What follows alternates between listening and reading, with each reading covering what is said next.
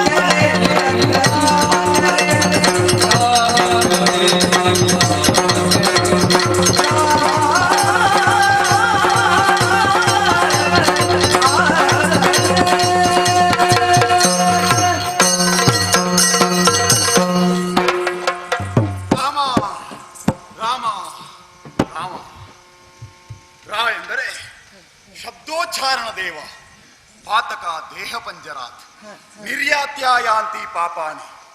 ಮಾ ಎಂದರೆ ವರ್ಣ ದರ್ಶನಾತ್ ಪುನಃ. ರ ಎಂದಾಗ ಬಾಯಿ ತೆರೆಯಲ್ಪಟ್ಟು ದೇಹದ ಒಳಗಿದ್ದ ಪಾಪಗಳು ಹೊರಗೆ ಹೋಗಿ, ಮತ್ತೆ ಮಾ ಎಂದಾಗ ತುಟಿಗಳು ಮುಚ್ಚಲ್ಪಟ್ಟು ದೇಹದಿಂದ ಹೊರಹೋದಂತಹ ಪಾಪಗಳು ಮತ್ತೆ ದೇಹವನ್ನು ಒಳಪ್ರವೇಶಿಸದಂತೆ ತಡೆಯುವುದು. ಆದ್ದರಿಂದ ಚಿತ್ತಕಾಯಗಳನ್ನು ಪವಿತ್ರಗೊಳಿಸುವ ಮಂತ್ರವೇ ರಾಮ ಮಂತ್ರ. ರಾಮ ರಾಮ ರಾಮ, ಶ್ರೀರಾಮ ಜಯ ರಾಮ ಜಯ ಜಯ ರಾಮ, ರಘುರಾಮ ರಘುಪತೆಯೇ ರಾಮ, ಸೀತಾರಾಮ ಸೀತಪತೆಯೇ ರಾಮ, ರಕ್ಷಿಸು ಪ್ರಭೋ ರಕ್ಷಿಸು. ಅಂಬುಜಾಸನಾದಂತಹ ಬ್ರಹ್ಮದೇವನ ಆಕಳಿಕೆಯಿಂದಲೇ ಜಾಂಬವಂತನಾದ ನನ್ನ ಸೃಷ್ಟಿಯಾಯಿತಂತೆ. ನಾನು ಸೃಷ್ಟಿಯಾಗಿ ಅದೆಷ್ಟೋ ಸಂವತ್ಸರಗಳು ಕಳೆದು ಹೋದವು. ಇಂದಿಗೆ ವರುಷ ಎಷ್ಟು ಸಂದಿತೋ ನಾನರಿಯೆ. ಯಾರೋ ಹೇಳುವುದನ್ನು ಕೇಳಿದೆ. ಕೈಲಾಸದಲ್ಲಿ ಶಿವ ಪಾರ್ವತಿಯರ ವಿವಾಹ ಸಂದರ್ಭದಲ್ಲಿ ನಾನಿನ್ನು ಎಳೆಯ ಪ್ರಾಯದ ಹುಡುಗನಂತೆ. ಆವಾಗ ನನಗೆ 19 ವರ್ಷ ಪ್ರಾಯ. ಅಂದಿನಿಂದ ಇಂದಿನವರೆಗೆ ಸುದೀರ್ಘವಾದಂತಹ ಜೀವನವನ್ನು ನಡೆಸಿಕೊಂಡು ಬಂದವನಿದ್ದೇನೆ. ಈ ಪ್ರಪಂಚದಲ್ಲಿರುವಂತಹ ಅಸ್ಥಿರವಾದ ಮಾನವತೆಗೆ ಸುಸ್ಥಿರವಾದಂತಹ ಅಮೃತ ಫಲವನ್ನು ನೀಡುವುದಕ್ಕಾಗಿ, ಈ ಧರ್ಮದ ರಕ್ಷಣೆಯನ್ನು ಮಾಡುವುದಕ್ಕಾಗಿ ವೈಕುಂಠವಾಸಿಯಾದಂತಹ ಶ್ರೀಮನ್ನಾರಾಯಣ ರಾಮಾವತಾರದಲ್ಲಿ ಆವಿರ್ಭವಿಸಿ ಬಂದು ಆ ಯುಗವನ್ನು ಧರ್ಮವನ್ನು ಜನಿಸಿದಂತಹ ಮಹಾನ್ ಪುರುಷ. ಆ ಯುಗದಲ್ಲಿ ಶ್ರೀರಾಮನ ಕಿಂಕರನಾಗಿ ಆತನ ಸೇವೆಯನ್ನು ಮಾಡಿದಂತಹ ಭಾಗ್ಯಶಾಲಿ ನಾನು. ಶ್ರೀರಾಮನಾಳಿದ ಈ ಪುಣ್ಯ ನೆಲದಲ್ಲಿ ಜೀವನ ಯಾತ್ರೆಯನ್ನು ಸಾಗಿಸಿದಂತಹ ಆ ಸೊಬಗನ್ನು, ಆ ಸೊಗಸನ್ನು ಕಂಡು ಆನಂದಭರಿತನಾಗಿದ್ದಂತಹ ನಾನು ಮುಂದೆ ಯುಗಾಂತ್ಯದಲ್ಲಿ ದುಃಖವನ್ನು ಪಡುವಂತಹ ಸಂದರ್ಭವೂ ನನ್ನ ಪಾಲಿಗೊದಗಿತ್ತು. ರಾಮ ನಿರ್ಯಾಣದ ಸಂದರ್ಭದಲ್ಲಿ ರಾಮನನ್ನು ಬಿಟ್ಟು ಈ ಪ್ರಪಂಚದಲ್ಲಿ ಜೀವಿಸುವುದಕ್ಕೆ ಸಾಧ್ಯವಿಲ್ಲ ಎನ್ನುವಂತಹ ನನ್ನ ದುಃಖವನ್ನು ಶ್ರೀರಾಮನಲ್ಲಿ ವ್ಯಕ್ತಪಡಿಸಿದಾಗ ಆತ ನನಗೊಂದು ಅಭಯವಾಕ್ಯವನ್ನಿತ್ತ. ಮುಂದೆ ಯುಗ ಯುಗಗಳಲ್ಲಿ ಧರ್ಮವನ್ನು ಉದ್ಧರಿಸುವುದಕ್ಕಾಗಿ ಬಗೆ ಬಗೆಯ ಅವತಾರವನ್ನೆತ್ತಿದರೂ ನಿನಗೆ ರಾಮದರ್ಶನವನ್ನೇ ಕರುಣಿಸುತ್ತೇನೆ ಎಂಬುದಾಗಿ ಹೇಳಿದಂತಹ ನನ್ನ ಪ್ರಭು ಇಂದು ಬರುತ್ತಾನೆ, ನಾಳೆ ಬರುತ್ತಾನೆ, ಇನ್ನೊಂದು ಗಳಿಗೆಯಲ್ಲಿ ಬರುತ್ತಾನೆ, ಮತ್ತೊಂದು ಗಳಿಗೆಯಲ್ಲಿ ಬರುತ್ತಾನೆ ಎಂದು ಕಾದು ಕಾದು ಕಾದು ಕಾದು ನನ್ನ ದೇಹವೆಲ್ಲ ಮುಪ್ಪಾಗಿ ಹೋಯಿತು. ಎತ್ತ ನೋಡಿದರು ಶ್ರೀರಾಮನ ಸುಳಿವೇ ಇಲ್ಲ. ರಾಮನು ನನ್ನನ್ನು ಕೈಬಿಟ್ಟನೇನು ಎನ್ನುವಂತಹ ಸಂದೇಹವೂ ನನ್ನನ್ನು ಕಾಡತೊಡಗಿತು. ಇನ್ನೇನು ಈ ಜೀವನವೇ ಸಾಕು ಎಂದು ಉಪೇಕ್ಷೆಯ ಮುಪ್ಪಿನ ಮೂಲೆಯನ್ನು ಸೇರಿದಂತಹ ನನಗೆ ಅಪೇಕ್ಷೆಯ ನವತಾರುಣ್ಯವನ್ನು ಒದಗಿಸಿದವಳು ನನ್ನ ಮಗಳು. ಅಡವಿಯಲ್ಲಿ ಸಂಚರಿಸುತ್ತಾ ಇರುವಾಗ ಹೆಣ್ಣು ಶಿಶುವೊಂದು ಕಾಣುವುದಕ್ಕೆ ಸಿಕ್ಕಿತು. ಆ ಶಿಶುವಿನಲ್ಲಿ ಭಗವಂತನನ್ನು ಕಂಡು ಆ ಆರಾಧ್ಯ ಮೂರ್ತಿಯನ್ನು ಅನುಭವಿಸುವುದಕ್ಕೆ ಶಕ್ತನಾಗಿರುವಂತಹ ನಾನು ಆ ಶಿಶುವನ್ನು ತಂದು ಅಕ್ಕರೆಯಿಂದ ಪೊರೆದೆ. ಶುಕ್ಲ ಪಕ್ಷದ ಚಂದ್ರನಂತೆ ವೃದ್ಧಿಸುತ್ತಿರುವಂತಹ ಆಕೆಯಲ್ಲಿ ಶ್ರೀರಾಮನ ದಿವ್ಯ ಸ್ವರೂಪವೇ ನನಗೆ ಗೋಚರಿಸಿತು. ಆದ್ದರಿಂದಲೇ ಜಾಂಬವತಿ ಎನ್ನುವಂತಹ ನಾಮಕರಣವನ್ನಿಟ್ಟೆ. ಕೆಲ ದಿನಗಳ ಹಿಂದೆ ಮತ್ತೊಂದು ಗಂಡು ಶಿಶುವನ್ನು ಪಡೆಯುವಂತಹ ಸೌಭಾಗ್ಯವು ನನ್ನ ಪಾಲಿಗೊದಗಿತು.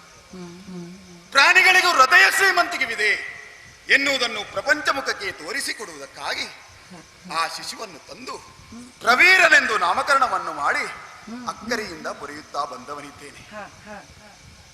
ಈ ಯುಗದ ಮನುಷ್ಯರ ಜೀವನ ಕ್ರಮಕ್ಕೆ ರೋಸಿ ಹೋಗಿ ವಿಂಧ್ಯಾರಣ್ಯದ ಸಾಲು ಪ್ರದೇಶದಲ್ಲಿ ಗುಹಾಲಯವೊಂದನ್ನು ನಿರ್ಮಿಸಿ ನಾನು ನನ್ನ ಮಗಳಾದ ಜಾಂಬವತಿ ಹಾಗೂ ಮಗ ಪ್ರವೀರರೊಂದಿಗೆ ಸುಖವಾಗಿದ್ದೇನೆ.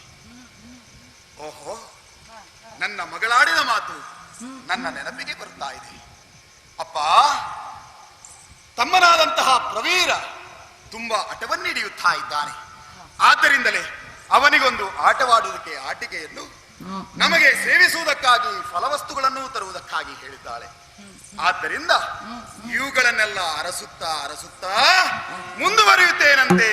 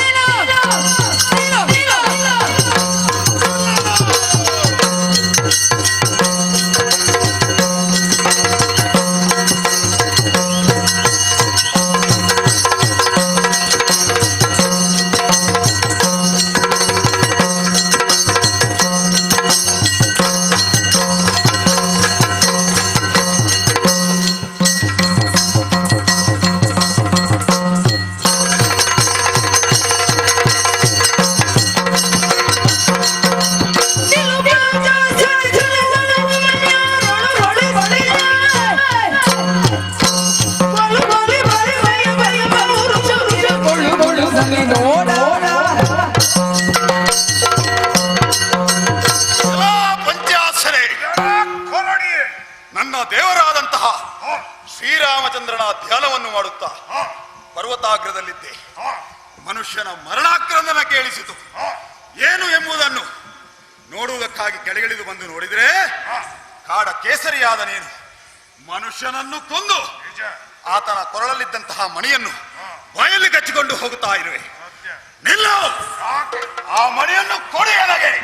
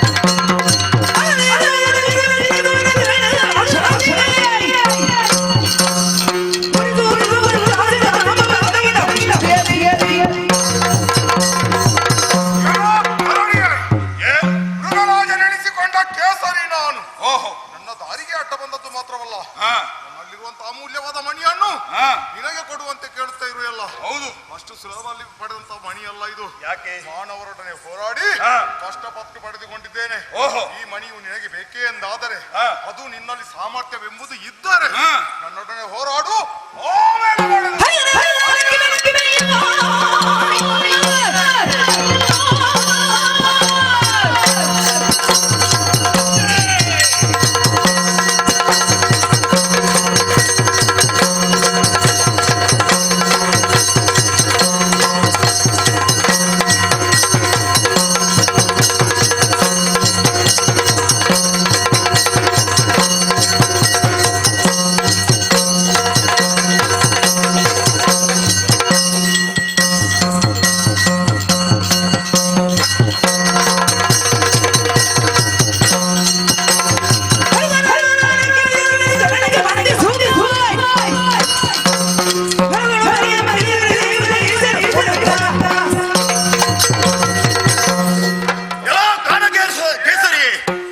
ಅಡವಿಯಲ್ಲಿ ಬಡ ಮೃಗಗಳನ್ನು ಕೊಂದು ತಿಂದು ಸೊಕ್ಕಿದ್ದೀಯ ನೀನು. ನಿನಗೆ ಯಾರು ಅಭಿಷೇಕವನ್ನು ಮಾಡಿದ್ದಿಲ್ಲ. ಆದರೂ ನೀನೊಬ್ಬ ಸ್ವಯಂ ಘೋಷಿತ ಕಾಡಿನ ರಾಜ. ಸಣ್ಣ ಸಣ್ಣ ಪ್ರಾಣಿಗಳ ತಲೆಯನ್ನು ಮೆಟ್ಟಿ ನೀನು ಅನಭಿಷಿಕ್ತ ದೊರೆ ಎಂದು ಹೇಳಿಕೊಳ್ಳಬಹುದು. ಆದರೆ ಈ ಪ್ರಕೃತಿಯ ನಿಯಮವೇನು ಗೊತ್ತಾ ನಿನಗೆ? ಅಡವಿಯಲ್ಲಿ ಹೆಣ್ಣು ಸಿಂಹವೊಂದು ಅದರ ಒಂದು ಗರ್ಭಾವಧಿಯಲ್ಲಿ 4-5 ಮರಿಗಳಿಗೆ ಜನ್ಮವನ್ನು ನೀಡುತ್ತದೆ. ಅದೇ ಕಳವೆಯ ಉದರದಲ್ಲಿ ಅದರ ಒಂದು ಗರ್ಭಾವಧಿಯಲ್ಲಿ ಕೇವಲ ಒಂದೇ ಒಂದು ಮರಿ ಜನ್ಮ ತಾಳ್ತದೆ. 4-5 ಮರಿಗಳಿಗೆ ಜನ್ಮವನ್ನಿತ್ತ ನಿನ್ನ ಕುಲ ಕೇವಲ ಬೆರಳಿಕೆಯಷ್ಟೇ ಮಾತ್ರ. ಆದರೆ ಆ ಕಡವೆ ಈ ಅಡವಿಯಲ್ಲಿ ಸಹಸ್ರ ಸಂಖ್ಯೆಯಲ್ಲಿ ಬದುಕುತ್ತಿರುತ್ತದೆ. ಇದು ಆ ಭಗವಂತನಲ್ಲಿದೆ. ಎಲ್ಲವೋ ಈ ಜಾಂಬವನ ಮುಂದೆ ನಾನು ಕಾಡಿನ ರಾಜ ಎಂದು ಹೇಳುವುದಕ್ಕಾಗಿ ಎದೆ ಉಬ್ಬಿಸಿ ಬಂದ್ರೆ ನಿನ್ನ ವಿಳಾಸ ಇಲ್ಲ ಅಂತ ಮಾಡಿ ವಿನಾಕಾರಣ ನನ್ನನ್ನು ಕೆಣಕುವುದಕ್ಕೆ ಆ ಹರಿಹರರು ಬಂದರು. ಅಂಜದ ಜಾಂಬವಂತ ನಾನು. ಹಾಗಾಗಿ ಹೇಳ್ತಾ ಇದ್ದೇನೆ ಕೇಳು. ನಿನಗೆ ಬದುಕಬೇಕಾಗಿದ್ದರೆ ಬದಿಗೆ ಸರಿ. ಎದೆಗೆ ಎದೆ ಕೊಟ್ಟು ನಿಂತರೆ ನಿನ್ನ ಎದೆಗೆ ಒತ್ತು ಎದೆಯನ್ನು ಪುಡಿ ಮಾಡಿ ಏನು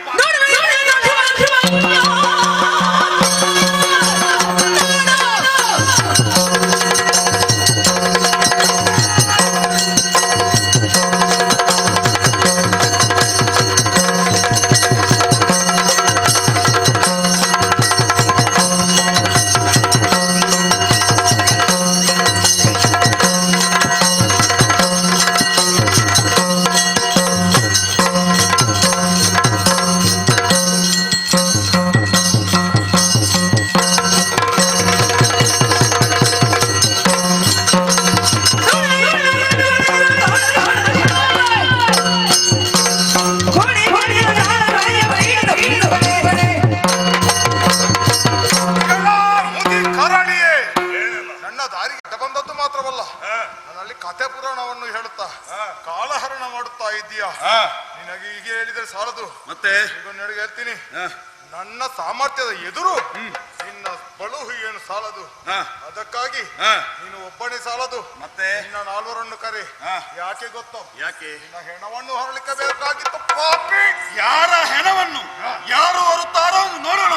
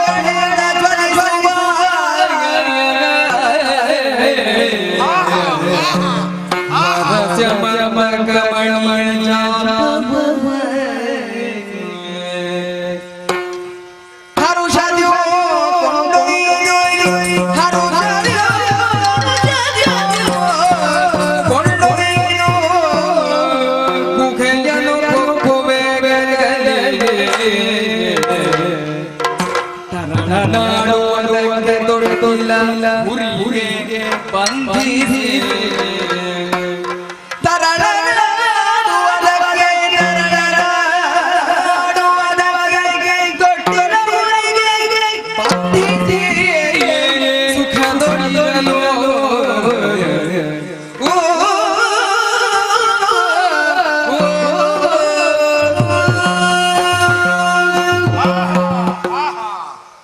ನನ್ನ ಬಲವಾದ ನಖಗಳಿಂದ ಸಿಂಹದ ತಲೆಗೆ ಬಡಿದು ರಕ್ತ ಕಾರುವ ಹಾಗೆ ಮಾಡಿದ್ದೇನೆ.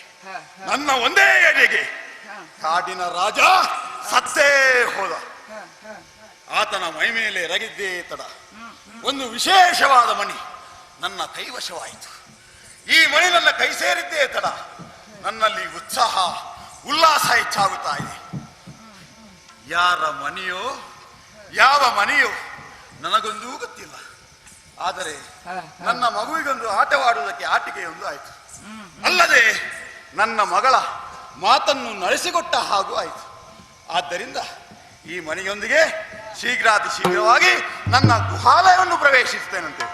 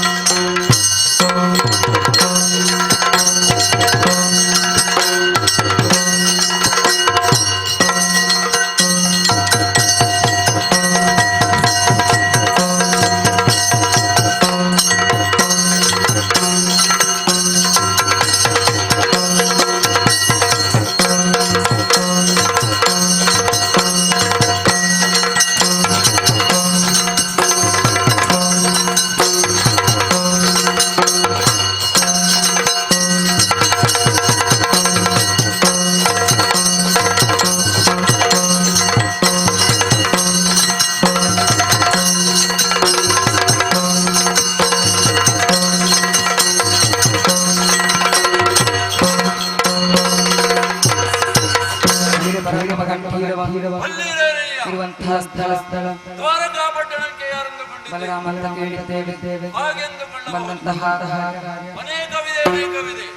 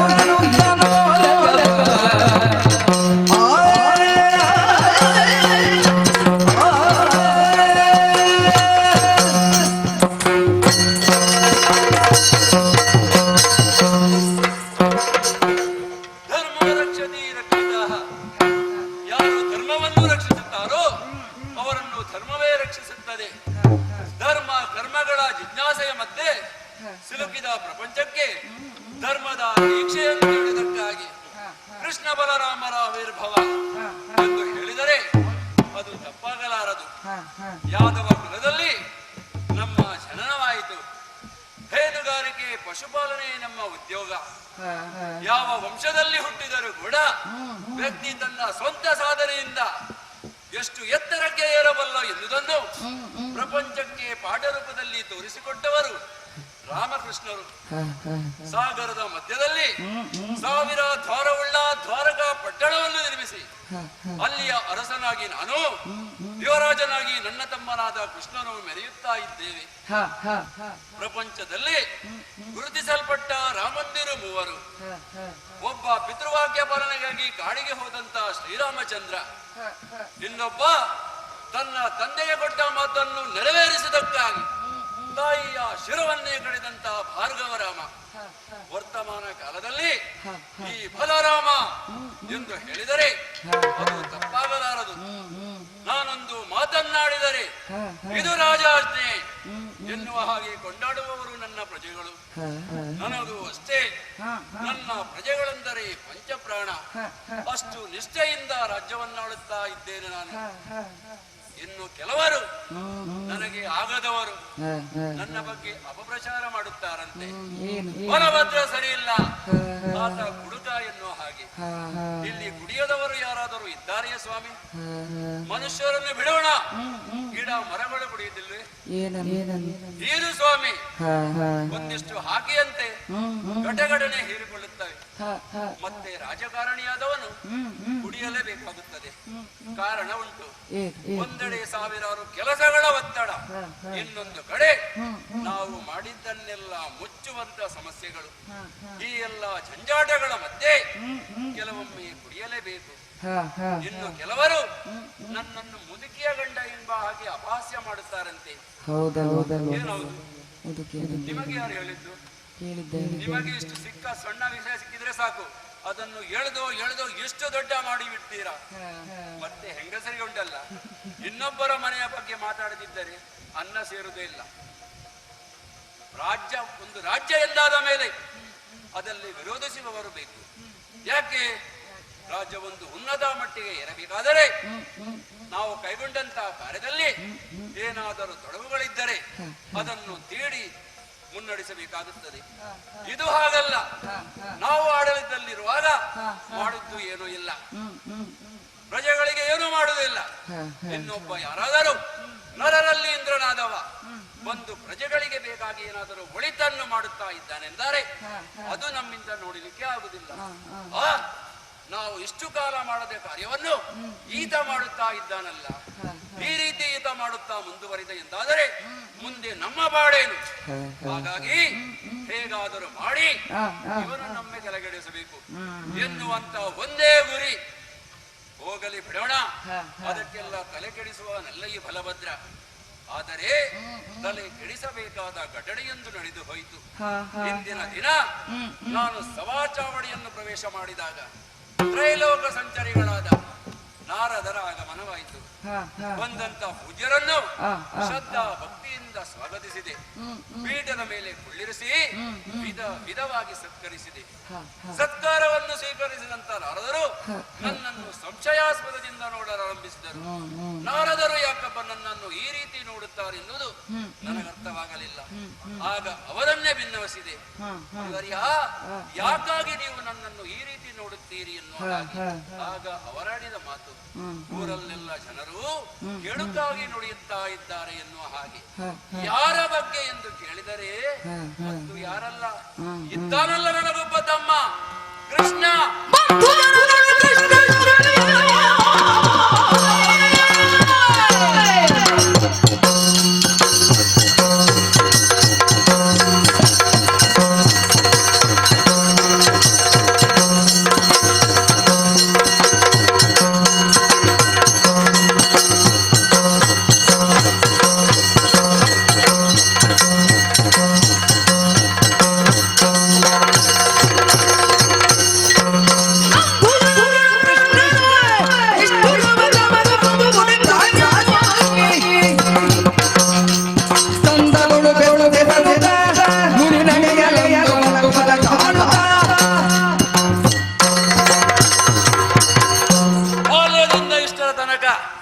ಅದೆಷ್ಟೋ ತಪ್ಪುಗಳನ್ನು ಮಾಡುತ್ತಾ ಇದ್ದ ಕೃಷ್ಣ ನನ್ನ ಪ್ರೀತಿಯ ತಮ್ಮ ಎನ್ನುವ ನೆಲೆಯಿಂದ ಇಷ್ಟರ ತನಕ ಮನ್ನಿಸುತ್ತಾ ಬಂದೆ. ಈಗ ಬಂದು ಎಲ್ಲಿಗೆ ಮುಟ್ಟಿದೆ? ನಮ್ಮ ಬಾಂಧವರಲ್ಲಿ ವೈರತ್ವವನ್ನು ಕಟ್ಟಿಕೊಂಡಿದ್ದಾನಂತೆ. ಎಲ್ಲಕ್ಕಿಂತ ಹೆಚ್ಚಾಗಿ ಕೃಷ್ಣ ಮಾಡಿದ್ದಾನೆ ಎನ್ನುವ ಹಾಗೆ ಯಾರು ಹೇಳುತ್ತಾ ಇಲ್ಲ. ಬದಲಾಗಿ ಬಲರಾಮನ ತಮ್ಮ ಮಾಡುತ್ತಾ ಇದ್ದಾನೆ ಎಂದೇ ಎಲ್ಲ ಹೇಳುತ್ತಾ ಇದ್ದಾರೆ. ಇಂಥವರನ್ನು ಜೊತೆಯಲ್ಲಿ ಇಟ್ಟುಕೊಳ್ಳಲಿಕ್ಕೂ ಅಲ್ಲ, ಬಿಟ್ಟು ಬಿಡ್ಲಿಕ್ಕೂ ಅಲ್ಲ. ಬಿಟ್ಟರೆ ನಮ್ಮ ಕೆಲಸ ಆಗುದಿಲ್ಲ. ಏನು ಮಾಡೋಣ ಎನ್ನುವ ಹಾಗೆ ಅರ್ಥವಾಗುತ್ತಾ ಇಲ್ಲ. ನಾನು ಸಭಾ ಚಾವಡಿಯನ್ನು ಪ್ರವೇಶ ಮಾಡಿ ಅದೆಷ್ಟೋ ಸಮಯವಾಯಿತು. ಮಂತ್ರಿ ಮಾಂಡಲಿಕರೆಲ್ಲರೂ ಬಂದು ಸೇರಿಯಾಗಿದೆ. ಯುವರಾಜನ ಅಥವಾ ಸಮಯಕ್ಕೆ ಸರಿಯಾಗಿ ಬಂದು ಪೀಠದಲ್ಲಿ ಹಾಸೀನನಾಗಬೇಕೆಂಬ ಸಮಯ ಪ್ರಜ್ಞೆಯಾದರೂ ಉಂಟ? ಬರಲಿ, ಇಂದು ಬರಲಿ, 2 ಬಾರಿ ಸೇವೆ ವಿಚಾರಿಸುತ್ತೇನೆ.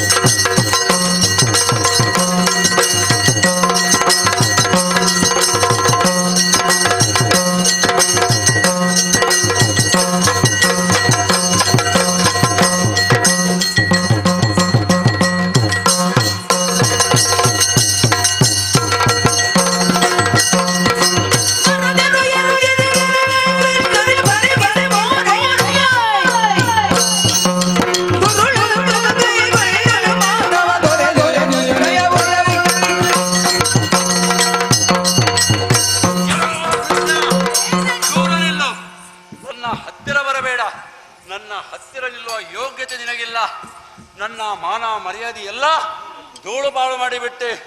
ನಾನು ಗಳಿಸಿದ ಕೀರ್ತಿಯನ್ನೆಲ್ಲ ನಾಶ ಮಾಡಿದೆ. ನಮ್ಮವರ ಮುಂದೆ ತಲೆ ಎತ್ತಿ ನಡೆದ ಹಾಗೆ ಮಾಡಿಬಿಟ್ಟೆ. ಇನ್ನು ಅರಕ್ಷಣ ನನ್ನ ಕಣ್ಣ ಮುಂಬದಲ್ಲಿ ನಿಲ್ಲಬೇಡ. ನಡೆ ನಡೆ ಇಲ್ಲಿಂದ. ನಿನ್ನ ಮುಖ ನೋಡುವುದಕ್ಕೂ ಇಷ್ಟ ಇಲ್ಲ ನನಗೆ. ಏನು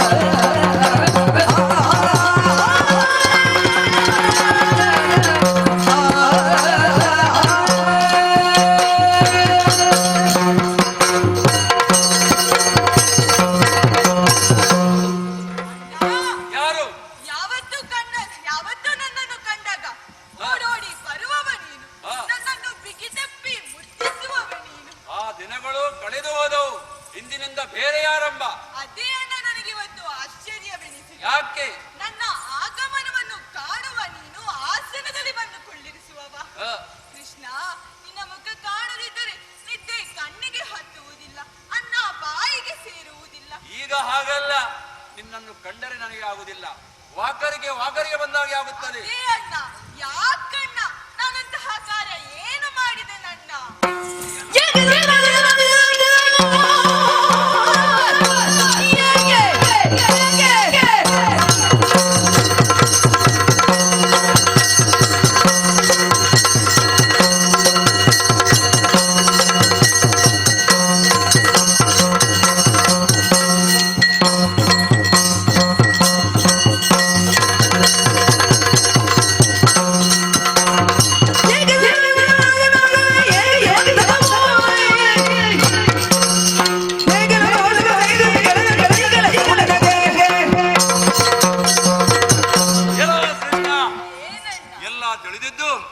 ಏನು ತಿಳಿಯದವನ ಹಾಗೆ ನಾನೇನು ಮಾಡಿದ್ದೇನೆ, ನನಗೇನು ಗೊತ್ತುಂಟು ಎನ್ನು ಹಾಗೆ ನನ್ನನ್ನೇ ಪ್ರಶ್ನೆ ಮಾಡುತ್ತಾ ಇರುವೆ.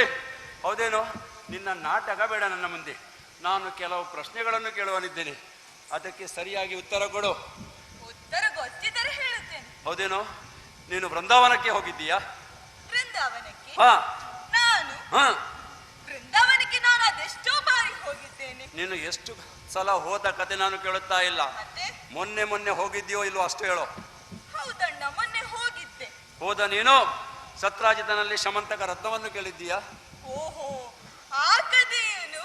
ಅದು ಕಥೆಯಲ್ಲ, ಸತ್ಯ ಘಟನೆ. ಕೇಳಿದ್ಯೋ ಅಲ್ಲೋ ಅಷ್ಟಕ್ಕೆ ಉತ್ತರ ಕೊಡು. ಸರಿಯನ್ನ ಹೇಳುತ್ತೇನೆ ಕೇಳು. ಏನು?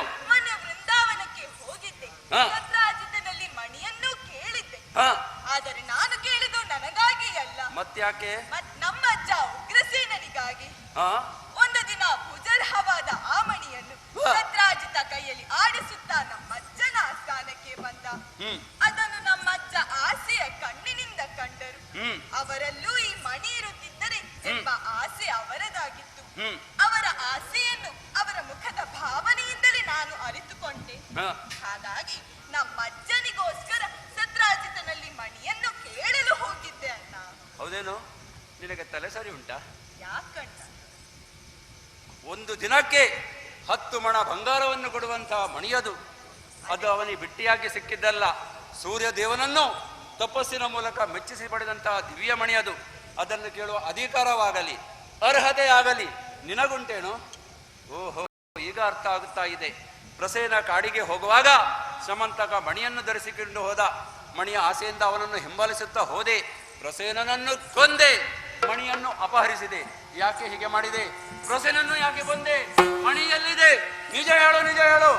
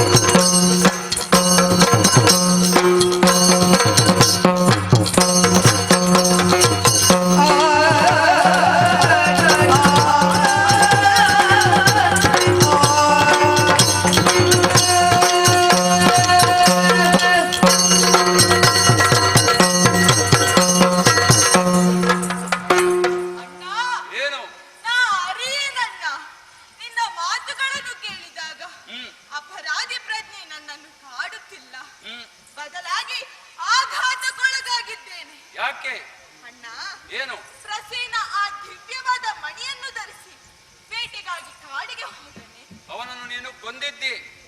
ಅವನನ್ನು ನಾನು ಕೊಂದೇನೆ. ನಿಜ? ಅಲ್ಲಣ್ಣ, ಏನು? ಅಂತಹ ಬೆಳೆಯುಳ್ಳ ಮಣಿಯನ್ನು ಧರಿಸಿ ಯಾರಾದರೂ ಬೇಟೆಗೆ ಕಾಡಿಗೆ ಹೋಗುತ್ತಾರೆ? ಇದು ಒಳ್ಳೆ ಕಥೆ ಆಯ್ತಲ್ಲ. ಮಣಿ ಅವನದ್ದು, ಧರಿಸಿಕೊಂಡು ಹೋದವ ಆತ. ಅವ ಬೇಟೆಗೆ ಹೋಗುವಾಗ ಧರಿಸ್ಲಿ ಅಥವಾ ಪೇಟೆಗೆ ಹೋಗುವಾಗ ಧರಿಸ್ಲಿ, ಕೇಳುವುದಕ್ಕೆ ನೀನು ಜನವೋ?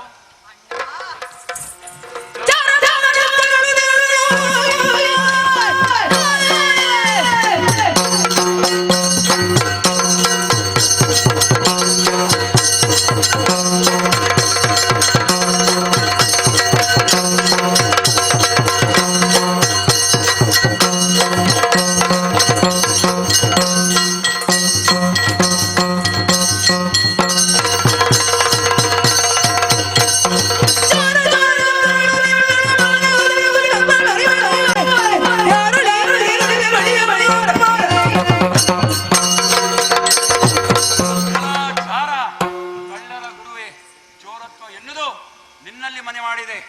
ಊರಿನವರೆಲ್ಲ ನಿನ್ನನ್ನು ಕಳ್ಳ ಕಳ್ಳ ಕಳ್ಳ ಎಂದು ಹೇಳುತ್ತಾ ಹೋದರೆ ಅಲ್ಲ ಅಲ್ಲ ಎಂದು ಹೇಳಿ ನನಗೆ ಸಾಕಾಗಿ ಹೋಗಿದೆ. ಬಾಲ್ಯದಲ್ಲಿ ಬೆಣ್ಣೆ ಕದ್ದೆ.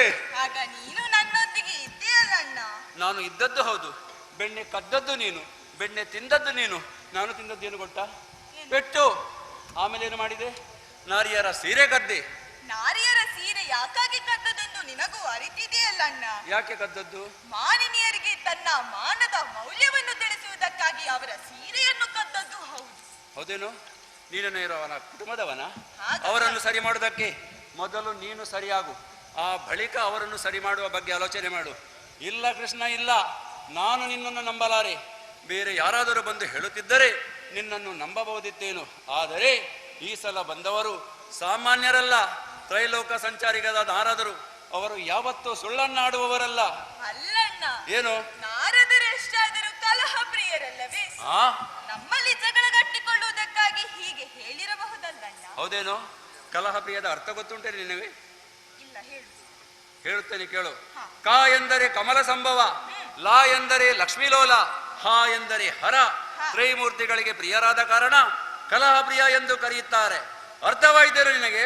ಅಣ್ಣ, ಏನು? ನಾನು ಪ್ರಸೇನನನ್ನು ಕೊಲ್ಲಲಿಲ್ಲ. ಕೊಂದಿದ್ದೆ ನೀನು. ಸಾರಿ ಸಾರಿ ಹೇಳಿದರೂ ನೀನು ನನ್ನನ್ನು ನಂಬುವುದಿಲ್ಲ. ನಂಬಲಾರೆ, ನಂಬಲಾರೆ. ಅಣ್ಣ, ಏನು? ಇನ್ನು ನನ್ನಲ್ಲಿರುವುದು ಒಂದೇ ಒಂದು ದಾರಿ. ಯಾವುದದು? ಅದೇ ಜನನಿ ಜನಕರ ಮೇಲಾನೆ.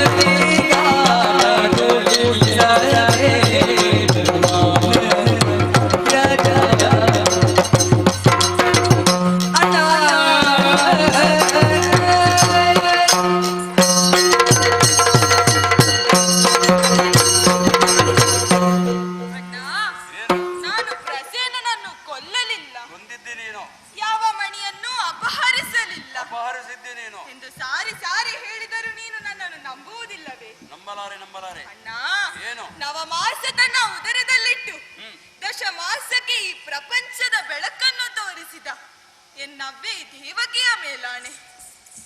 ಹೌದಣ್ಣ, ಈ ಪ್ರಪಂಚಕ್ಕೆ ಕಾಣಿಕೆಯಾಗಿ ಕೊಟ್ಟ ಎನ್ನ ತೀರ್ಥರೂಪರಾದ ವಸುದೇವನ ಮೇಲಾಣೆಣ್ಣ. ನಾನು ಪ್ರಸೇನನನ್ನು ಕೊಲ್ಲಲಿಲ್ಲ, ಯಾವ ಮಣಿಯನ್ನು ಅಪಹರಿಸಲಿಲ್ಲ ಅಣ್ಣ. ನಂಬಣ್ಣ. ಹೌದೇನೋ? ನೀನು ಏನು ತಪ್ಪು ಮಾಡಿಲ್ಲ ಎಂದು ನಾನು ಸರಿಯಾಗಿ ಬಲ್ಲವನಿದ್ದೇನೆ. ಆದರೆ ನಮಗೆ ಬಂದಿರುವುದು ಸ್ವಜನಪವಾದ. ಹೌದಣ್ಣ. ನಮ್ಮವರಿಂದ ಬಂದ ಅಪವಾದಕ್ಕೆ ಪರಿಮಾರ್ಜನೆ ಆಗಲೇಬೇಕು. ಹಾ. ಅದಕ್ಕಾಗಿ ನೀನು ಈ ಕೂಡಲೇ ಕಾಡಿಗೆ ಹೋಗಬೇಕು ತಮ್ಮ. ಯಾಕಣ್ಣ ತಪಸ್ಸಿಗೇನು? ಯಾಕೆ, ನಿನಗೆ ಅರಮನೆಯಲ್ಲಿ ಏನಾದರೂ ಕಡಿಮೆಯಾಗಿದೆ ತಿನ್ಲಿಕ್ಕೆ? ಹಾಗಲ್ಲಣ್ಣ. ಮತ್ತೇನು? ಮತ್ತೆ ನೀನು ನನ್ನನ್ನು ಕಾಡಿಗೆ ಹೋಗು ಎಂದು ಹೇಳುತ್ತಿದ್ದೆ. ಹಾಗಲ್ಲ ತಮ್ಮ, ಸತ್ಯಾಂಶದ ಶೋಧನೆ ಆಗಬೇಕು. ಹಾ. ಬೇಟೆಗೆಂದು ಕಾಡಿಗೆ ಹೋದ ಪ್ರಸೇನ ಕಾಡಿನಲ್ಲಿ ಸಾವನ್ನಪ್ಪಿದ್ದಾನೆ. ಹೌದೇ? ಅವನ ಸಾವು ಹೇಗಾಯಿತು? ಹಾ. ಅವನ ಬಳಿಯಲ್ಲಿದ್ದಂತ ಶಮಂತಕ ರತ್ನ ಏನಾಯಿತು? ಎಲ್ಲವನ್ನು ಶೋಧಿಸಿ ನೀನು ನಿರಪರಾಧಿ ಎನ್ನುವುದನ್ನು ನಮ್ಮವರಿಗೆಲ್ಲ ತಿಳಿಯಪಡಿಸಬೇಕು. ಅದಕ್ಕಾಗಿ ನೀನು ಹೋಗಿ ಬಾ ತಮ್ಮ. ಹೋಗುವಂತ ಕಾರ್ಯದಲ್ಲಿ ನಿನಗೆ ಶುಭವಾಗಲಿ. ಅಣ್ಣ, ಏನು? ನಿನ್ನ ಆಶೀರ್ವಾದದ ಬಲ ನನ್ನ ಮೇಲೆ ಉಂಟು ಎಂದಾದರೆ ಈ ಕಾರ್ಯವನ್ನು ಪೂರೈಸಿ ಬರುತ್ತೇನೆ ಎಂಬ ಆತ್ಮವಿಶ್ವಾಸ ನನ್ನಲ್ಲಿದೆ. ದಯಮಾಡಿ ನನ್ನನ್ನು ಕಳುಹಿಸಿಕೊಡಣ್ಣ. ನನ್ನ ಆಶೀರ್ವಾದ ಸದಾ ನನ್ನ ಜೊತೆಯಲ್ಲೇ ಇದೆ. ಹೋಗಿ ಬಾ ತಮ್ಮ.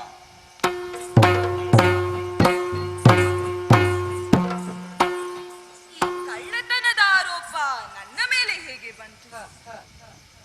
ಓಹೋ, ಒಂದು ದಿನ ನನ್ನವಳು ರುಕ್ಮಿಣಿ ಬಂಗಾರದ ಬಟ್ಟಲಿನಲ್ಲಿ ಹಾಲನ್ನು ಹಿಡಿದುಕೊಂಡು ಬಂದಳು.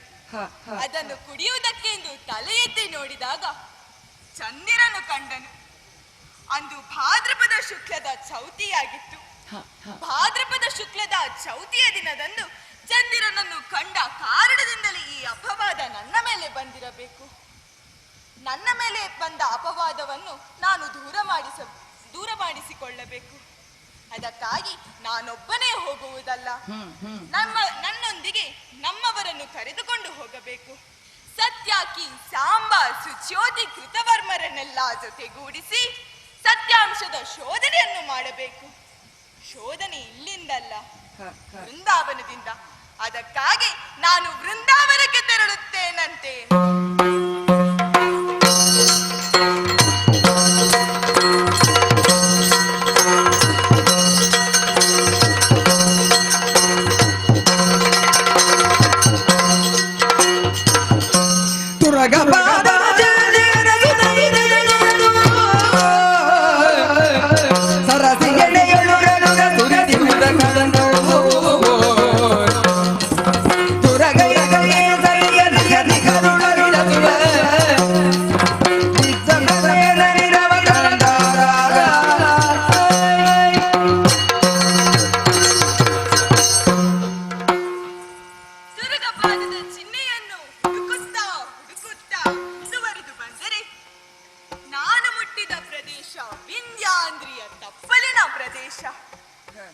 ಸನಿಹದಲ್ಲೇ ಸರೋವರವೊಂದನ್ನು ಕಾಣುತ್ತಾ ಇದ್ದೇನೆ. ಅದರ ಪಕ್ಕದಲ್ಲಿದೆ ಒಂದು ಮರ. ಮರದಲ್ಲಿ ನೇತಾಡುತ್ತಿದೆ ಒಂದು ಹಗ್ಗ. ಓಹೋ, ಬೇಟೆಗಾಗಿ ಬಂದ ಪ್ರಸೇನ ಆಯಾಸ ಪರಿಹಾರಕ್ಕಾಗಿ ಈ ಪ್ರದೇಶದಲ್ಲಿ ತಂಗಿರಬೇಕು. ತಾನು ಏರಿ ಬಂದ ಕುದುರೆಯನ್ನು ಈ ಹಗ್ಗಕ್ಕೆ ಕಟ್ಟಿರಬೇಕು. ಹಾಗಾದರೆ ಪ್ರಸೇನ ಎಲ್ಲಿಗೆ ಹೋದ? ಈ ತುರಗ ಎಲ್ಲಿಗೆ ಹೋಯ್ತಪ್ಪ? ಒಂದೂ ತಿಳಿಯುತ್ತಿಲ್ಲವಲ್ಲ. ಏನಿದು?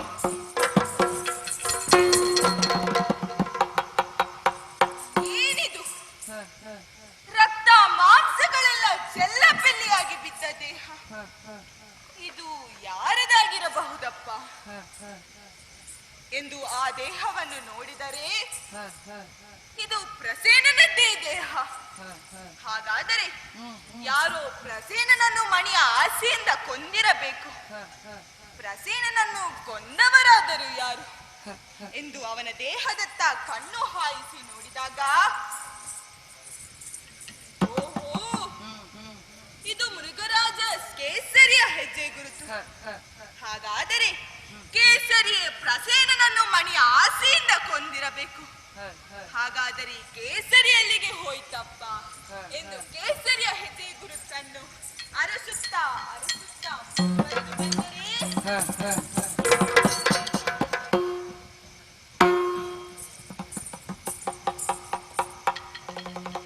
ಏನಿದು? ನಾನು ಏನನ್ನು ಕಾಣುತ್ತಾ ಇದ್ದೇನೆ? ಕೇಸರಿಯು ಸತ್ತು ಹೆಣವಾಗಿ ಬಿದ್ದಿದೆಯಲ್ಲ.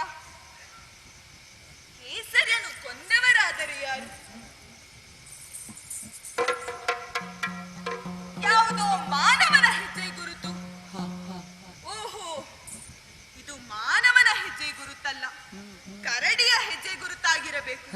ಯಾಕೆಂದರೆ ಮಾನವನ ಹೆಜ್ಜೆ ಗುರುತಿಗೂ ಕರಡಿಯ ಹೆಜ್ಜೆ ಗುರುತಿಗೂ ಬಹಳಷ್ಟು ಸಮಾನತೆ ಇದೆ.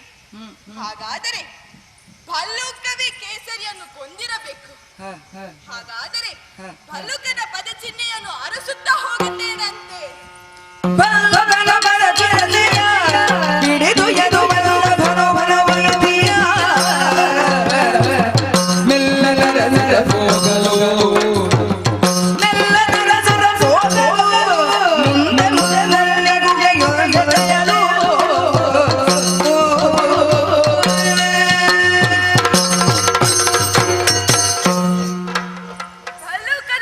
ಚಿಹ್ನೆಯನ್ನು ಅರಸುತ್ತಾ ಮುಂದುವರೆದು ಬಂದರೆ ವಿಂಧ್ಯಾಂದ್ರಿಯ ತಪ್ಪಲಿನ ಪ್ರದೇಶದಲ್ಲಿ ಗುಹೆಯೊಂದು ತಲೆ ಎತ್ತಿ ನಿಂತಿದೆ. ಇದು ಕರಡಿಯ ಚೂಪಾದ ನಖದಿಂದ ಕೊರೆದು ಮಾಡಿದ ಗುಹೆ ಎಂದು ತಿಳಿಯಿತು. ಈಗಲಾದರೂ ತಿಳಿಯುತ್ತಲ್ಲ ನಮ್ಮವರಿಗೆ ನಾನು ಪ್ರಸೇನನನ್ನು ಕೊಲ್ಲಲಿಲ್ಲವೆಂದು. ಹಾಗಾಗಿ ನಾನೊಬ್ಬನೇ ಗುಹೆಯೊಳಗೆ ಹೋದರೆ ಸಾಕು. ನನ್ನ ಜೊತೆ ಬಂದ ಯಾದವರನ್ನು ಇಲ್ಲಿಯೇ ನಿಲ್ಲಿಸಿ ನಾನು ಪ್ರವೇಶಿಸುತ್ತೇನಂತೆ.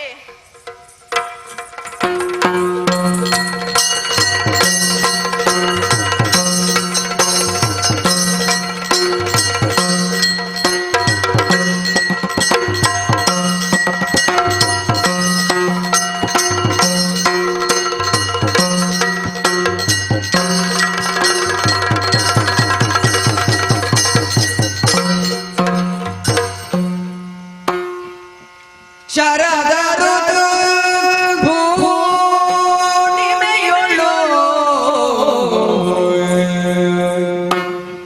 ಶರದ ಋತು ಭೂನಿಮೆಯೊಳು ಉದಯ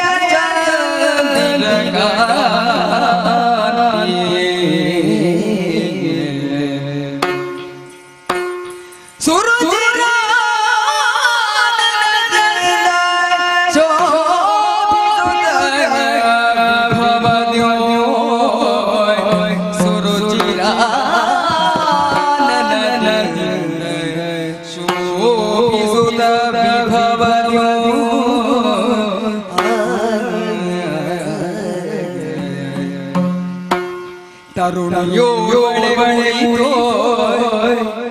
ತರುಣಿಯೋ ಬಾಲಕರ ತೊಟ್ಟಿಲೋ ಹರುಷದಲ್ಲಿಯೋ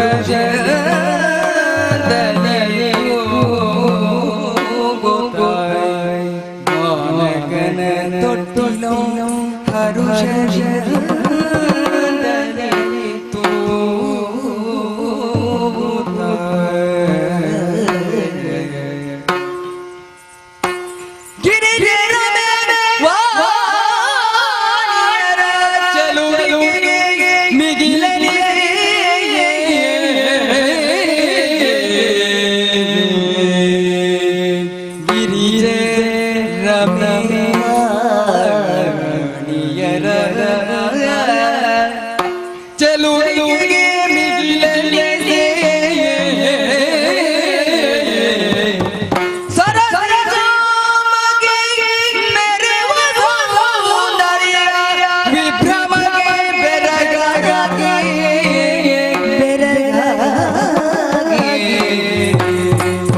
ಹರಿಯೊಂದು ಶಿಲೆ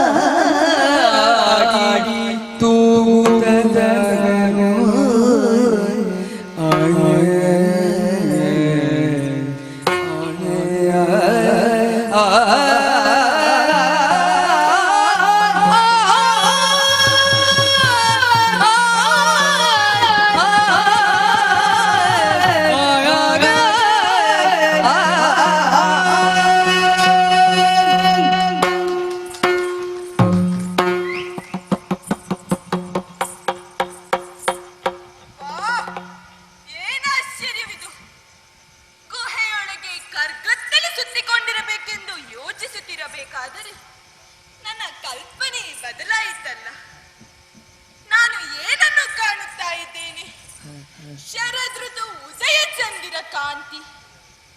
ಈ ಕಾಂತಿ ಬಂದಾದರೂ ಎಲ್ಲಿಂದ? ಏನಿದು ವಿಚಿತ್ರ? ಏನಿದು? ಕರಡಿಯ ಗುಹೆಯೊಳಗೆ ಒಬ್ಬಳು ಅಪ್ರತಿಮ ಸುಂದರಿ, ರಮೆ ಉಮೆ ವಾಣಿಯರ ಮೀರಿಸುವ ಸೌಂದರ್ಯ ಇವಳದು. ಈ ಚಂದಿರ ಮದನಿ ಇವಳು ಯಾರು ಎಂದು ತಿಳಿಯಬೇಕು. ಹಾಗಾಗಿ ತುಸು ಹೊತ್ತು ಈ ಕನ್ಯಾಮಣಿ ಹಾಡುವ ಜೋಗುಳ ಹಾಡನ್ನು ಅಲ್ಲಿ ಕಾಣುತ್ತಿರುವ ಶಿಲೆಯ ಮರೆಯಲ್ಲಿ ನಿಂತು ವೀಕ್ಷಿಸುತ್ತೇನಂತೆ. ಜೋ ಜೋ ಜೋ ಜೋ ಸುಕುಮಾರ ಜೋ ಜೋ ಜೋ ಸುಕುಮಾರ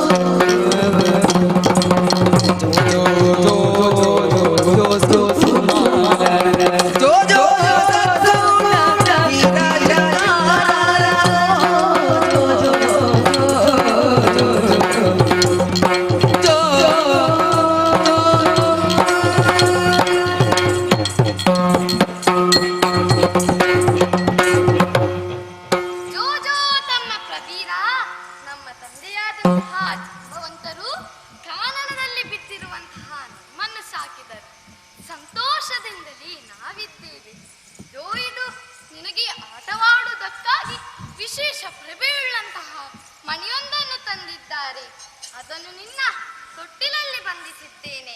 ಅಳಬೇಡ ತಮ್ಮ, ಅಳಬೇಡ. ನನ್ನ ಜೋಗುಳದ ಹಾಡನ್ನ ಕೇಳಿತ್ತು ಸುಂದ್ರಿಸು ತಮ್ಮ. ಜೋ ಜೋ ಜೋ ಜೋ ಜೋ ಜೋ. ಓಹೋ, ಇದು ಜಾಂಬವಂತನ ಗುಹೆ ಎಂಬುದು ಸ್ಪಷ್ಟವಾಯಿತು. ಇವಳು ಅವನ ಮಗಳು ಜಾಂಬವತಿ ಇರಬೇಕು. ನನಗೆ ವ್ಯವಹಾರವಿರುವುದು ಇವಳಲ್ಲ, ಜಾಂಬವಂತನಲ್ಲಿ. ಅದಕ್ಕಾಗಿ ಅವನನ್ನೇ ಇಲ್ಲಿ ಬರಿಮಾಡಿಸಿಕೊಳ್ಳಬೇಕು. ಅವನನ್ನು ಇಲ್ಲಿ ಬರೆಸಿಕೊಳ್ಳುವುದಕ್ಕೆ ನಾನು ಪಾಚಕನ್ಯವನ್ನು ಮೊಳಗಿಸುತ್ತೇನೆ.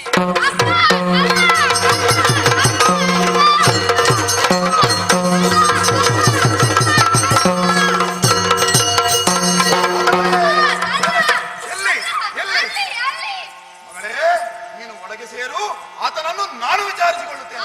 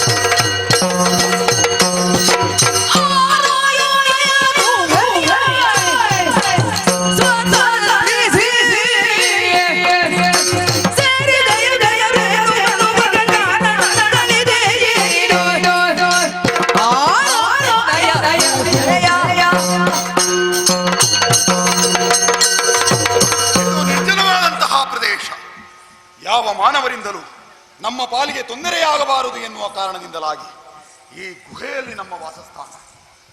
ಏನಿದು ವಿಪರ್ಯಾಸ? ಅಡವಿಯಲ್ಲಿ ನಾಗಾಲೋಟದಿಂದ ಸಂಚರಿಸುತ್ತಿದ್ದವ ನಾನು ನನ್ನ ಮಗಳ ಹಾಡಿನ ಧ್ವನಿಯನ್ನು ಆಲಿಸುತ್ತಾ ತನ್ಮಯನಾಗಿರುವಂತಹ ಸಂದರ್ಭದಲ್ಲಿ ನನ್ನ ಏಕಾಗ್ರತೆಯನ್ನು ಭಂಗಗೊಳಿಸುವ ರೀತಿಯಲ್ಲಿ ನನ್ನ ಮಗಳು ಚೀರಿರುವುದನ್ನು ಕೇಳಿದಾಗ ಏನು ಎಂಬುದನ್ನು ತಿಳಿದಕ್ಕಾಗಿ ದಾಪುಗಾಲಿನಿಂದ ಧಾವಿಸಿ ಬಂದವನಿದ್ದೇನೆ. ನೋಡಿದರೆ ಯಾವನ ಒಬ್ಬ ಕಾಡಂಗೊಳ್ಳಿ ನನ್ನ ಗುಹಾಲಯವನ್ನು ಪ್ರವೇಶಿಸಿದ್ದಾನೆ. ಯಾರೋ ನೀನು? ಯಾಕೆ ಬಂದೆ? ನಿನ್ನ ಉದ್ದೇಶವೇನು? ನಿನ್ನ ತಂದೆ ಯಾರು? ನಿನ್ನ ತಾಯಿ ಯಾರು? ಬಂದುದೇಕೆ? ಊರಲ್ಲಿ ತಿಳಿಸು. ಎಲಾ ಭಲುಕ, ವಸುದೇವ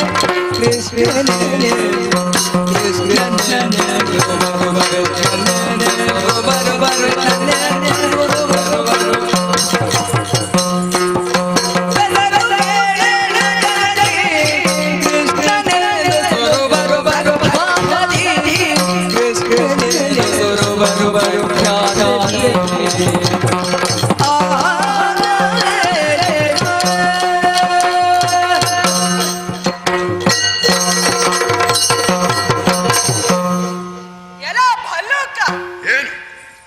ನೀನು ಮಾತನಾಡುವ ಕರಡಿ ಎಂದು ತಿಳಿದು ನನಗೆ ಬಹಳ ಸಂತೋಷವಾಯಿತು. ಯಾಕೆ? ಜೊತೆಗೆ ನಿನ್ನಲ್ಲಿ ಕೇಳುವ ಗುಣ ಉಂಟು ಎನ್ನುವುದನ್ನು ತಿಳಿದುಕೊಂಡೆ. ಓಹೋ, ಯಾಕೆಂದರೆ ಯಾಕೆ? ನಿನ್ನ ಜೊತೆ ವ್ಯವಹರಿಸುವುದಕ್ಕಾಗಿ ಸುಲಭವಾಯಿತು. ಹಾ, ನನ್ನ ಪರಿಚಯವನ್ನು ಕೇಳಿದೆಯಲ್ಲ ನೀನು. ಹೌದು. ನಾನು ವಸುದೇವ ದೇವಕಿಯರ ಮಗ. ಓಹೋ, ವಾಸುದೇವ ಎನ್ನುವುದು ತಂದೆಯಿಂದ ಪ್ರಾಶಸ್ತ್ಯವಾದ ಹೆಸರು. ಹಾ, ನವಮಾಸದನ್ನ ಉದರದಲ್ಲಿಟ್ಟು ಹ್ಮ್, ದಶಮಾಸಕ್ಕೆ ಈ ಪ್ರಪಂಚದ ಬೆಳಕನ್ನು ತೋರಿಸಿದ ಎನ್ನವೇ ದೇವಕಿ ದೇವಿ. ಹೌದೇ? ನಮ್ಮ ಊರು ಸಮುದ್ರ ಮಧ್ಯದಲ್ಲಿ. ಹಾ, ನಾವು ಕಟ್ಟಿಕೊಂಡಂತಹ ಪಟ್ಟಣ ದ್ವಾರಕೆ, ಓಹೋ, ದ್ವಾರಾವತಿ ಅಂತಲೂ ಕರೆಯುತ್ತಾರೆ. ಹಾ, ನನಗೂ ನನ್ನ ತಂದೆ ತಾಯಿ ಹೆಸರಿಟ್ಟದ್ದುಂಟು. ಏನು? ಕೃಷ್ಣ, ಹ್ಮ್, ಶ್ರೀಕೃಷ್ಣ ಅಂತ ಆಮೇಲೆ ಉಳಿದವರು ಬದಲಾಯಿಸಿಕೊಂಡರು. ಓಹೋ, ಗೋವಿಂದ ಅಂತಲೂ ಕರೆಯುತ್ತಾರೆ, ರಾಧಾಕೃಷ್ಣ ಅಂತಲೂ ಕರೆಯುತ್ತಾರೆ. ಹೌದೇ? ಹೆಸರು ಬಹಳ ಉಂಟು ನನಗೆ. ಹ್ಮ್, ಆದರೆ ಹುಟ್ಟು ಹೆಸರು ಮಾತ್ರ ಕೃಷ್ಣ. ಹಾ. ಆ ಹೆಸರಿನಿಂದ ನನಗೆ ನನ್ನ ಊರಿನಲ್ಲಿ ಪ್ರಸಿದ್ಧಿ ಬಂದಿದೆ. ಯಾರು ಒಂದಕ್ಕಿಂತ ಹೆಚ್ಚು ಹೆಸರುಗಳನ್ನು ಬಳಸಿಕೊಳ್ಳುತ್ತಾರೋ ಹ, ಅವ ಮೋಸಗಾರನೆಂದೇ ಅರ್ಥ. ಓಹೋ, ಯಾಕೆ ಗೊತ್ತಾ? ಯಾಕೆ? ಒಂದಕ್ಕಿಂತ ಹೆಚ್ಚು ಹೆಸರಿರುವುದು ದೇವರಿಗೆ ಮಾತ್ರ ಎಂದು ನಾನು ತಿಳಿದುಕೊಂಡದ್ದು ಹಾಗೆ. ಮತ್ತೆ ಮನುಷ್ಯನಾದವನು ಒಂದೊಂದು ಊರಿನಲ್ಲಿ ಒಂದೊಂದು ಹೆಸರನ್ನು ಇಟ್ಟುಕೊಳ್ಳುತ್ತಾನೆ ಎಂದಾದರೆ ಒಂದೋ ಅವ ಹೆಚ್ಚು ಸಾಲ ಮಾಡಿಕೊಂಡಿರಬೇಕು, ಇಲ್ಲವೇ ಈ ಊರಿನವರಿಗೆ ಮೋಸ ಮಾಡುವುದಕ್ಕಾಗಿ ಪ್ರಯತ್ನಿಸಿರಬೇಕು. ನಾನು ಒಂದೊಂದು ಊರಿನಲ್ಲಿ ಒಂದೊಂದು ಹೆಸರನ್ನಿಟ್ಟುಕೊಂಡವನಲ್ಲ. ಮತ್ತೆ ಒಂದೇ ಊರಿನಲ್ಲಿ ಹಾ. ಜನರು ನನಗೆ 10 ಹಲವು ಹೆಸರಿನಿಂದ ಕರೆಯುತ್ತಾರೆ. ಹಾಗಾದರೆ ಒಬ್ಬೊಬ್ಬರು ನಿನ್ನನ್ನು ಒಂದೊಂದು ರೀತಿಯಾಗಿ ಕರೆಯುತ್ತಾರೆ. ಹೌದು, ನೀನು ನನ್ನನ್ನು ದೇವರೆಂದುಕೊಳ್ಳುವುದು ಅಪರಾಧವೇನಲ್ಲ. ಏಯ್, ದೇವರು ಹಾ, ಅಪರಾಧ ಅಲ್ಲ, ಅಪವಾದ. ಓಹೋ, ಏನ್ ಹೇಳಿದು ನೀನು? ದ್ವಾರಕೆಯಲ್ಲಿ ವಾಸ, ಹೌದು ವಸುದೇವನ ಆತ್ಮಭವ, ಹೌದು ಹೆಸರು ಶ್ರೀಕೃಷ್ಣ. ಹೌದು. ಆದರೆ ನೀನು ಮಾಡಿದ ಕೆಲಸ ಏನು?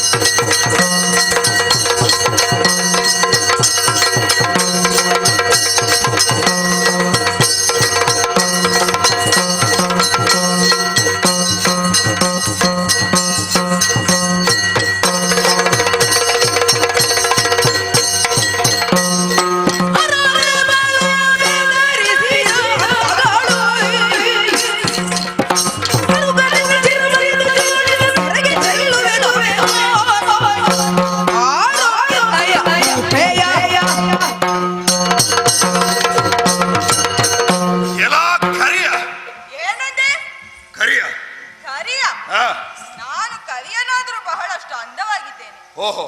ಇಡೀ ಜಗತ್ತೇ ನನ್ನನ್ನು ಹೊಗಳಿ ಕೊಂಡಾಡುತ್ತದೆ. ಆ ಆದರೆ ನಿನ್ನ ಮುಖವನ್ನು ನೀನು ನೋಡಿದ್ದೀಯಾ? ನನ್ನ ಮುಖವೇ ಹಾಗೆ ಕಪ್ಪು. ಅಲ್ಲ, ನೀನು ನಿನ್ನ ಮುಖವಾದರೂ ನೋಡುವುದಾದರೂ ಹೇಗೆ? ಹೇಗೆ? ಬೇಕಾದ್ರೆ ಅವರ ಹತ್ರ ಹೇಗೆ ಹೇಳು, ಹಾ. ಹೇಳುತ್ತಾರೆ ನಿನ್ನ ಮುಖ ಹೇಗೂ ಉಂಟು ಅಂತ. ಎಲ್ಲವೋ ಘೋರ. ಏನಲ್ಲ ನನ್ನಲ್ಲಿ ಅಥವಾ ನನ್ನವರಲ್ಲಿ ಕೇಳದೆ ಹಾ ನನ್ನ ಗುಹಾಲಯವನ್ನು ಪ್ರವೇಶಿಸಿತ್ತು ಮಾತ್ರವಲ್ಲ, ಹಾ ನನ್ನ ಮಗಳು ಭಯಗೊಳ್ಳುವ ರೀತಿಯಲ್ಲಿ ಶಂಕಾನಾದವನ್ನು ಮಾಡಿದೆಯಲ್ಲ, ಹೌದು. ಕೇಳುಗರ ಎದೆ ಒಡೆಯುವ ರೀತಿಯಲ್ಲಿ ನೀನು ಶಂಕಾನಾದವನ್ನು ಮೊಳಗಿಸಿದೆ ಎಂದಾದರೆ ನೀನು ಪಂಥವಾನವನ್ನೇ ನೀಡಿದ್ದಿ ಎಂದರ್ಥ. ನಾನು ನನ್ನ ಗುಹಾಲಯದಲ್ಲಿ ಇಲ್ಲದಂತಹ ಸಂದರ್ಭವನ್ನು ಸಾಧಿಸಿ ನನ್ನ ಮಗಳೋರ್ವಳೆ ಇರುವಂತಹ ಕಾಲವನ್ನೇ ಗಮನಿಸಿ ಇದ್ದಕ್ಕಿದ್ದಂತೆ ನನ್ನ ಗುಹಾಲಯವನ್ನು ಪ್ರವೇಶಿಸಿದ್ದು ಮಾತ್ರವಲ್ಲ, ನನ್ನ ಮಗಳು ಭಯಗೊಳ್ಳುವ ರೀತಿಯಲ್ಲಿ ಶಂಕಾನಾದವನ್ನು ಮಾಡಿದೆಯಲ್ಲ. ಯಾಕೆ ಹೀಗೆ ಮಾಡಿದೆ ಎನ್ನುವಂತಹ ಸತ್ಯ ವಿಚಾರವನ್ನು ನನ್ನಲ್ಲಿ ತಿಳಿಸದೆ ಹೋದರೆ ನಿನ್ನ ಶಿರವನ್ನು ಶೋಧಿತದಾರಿ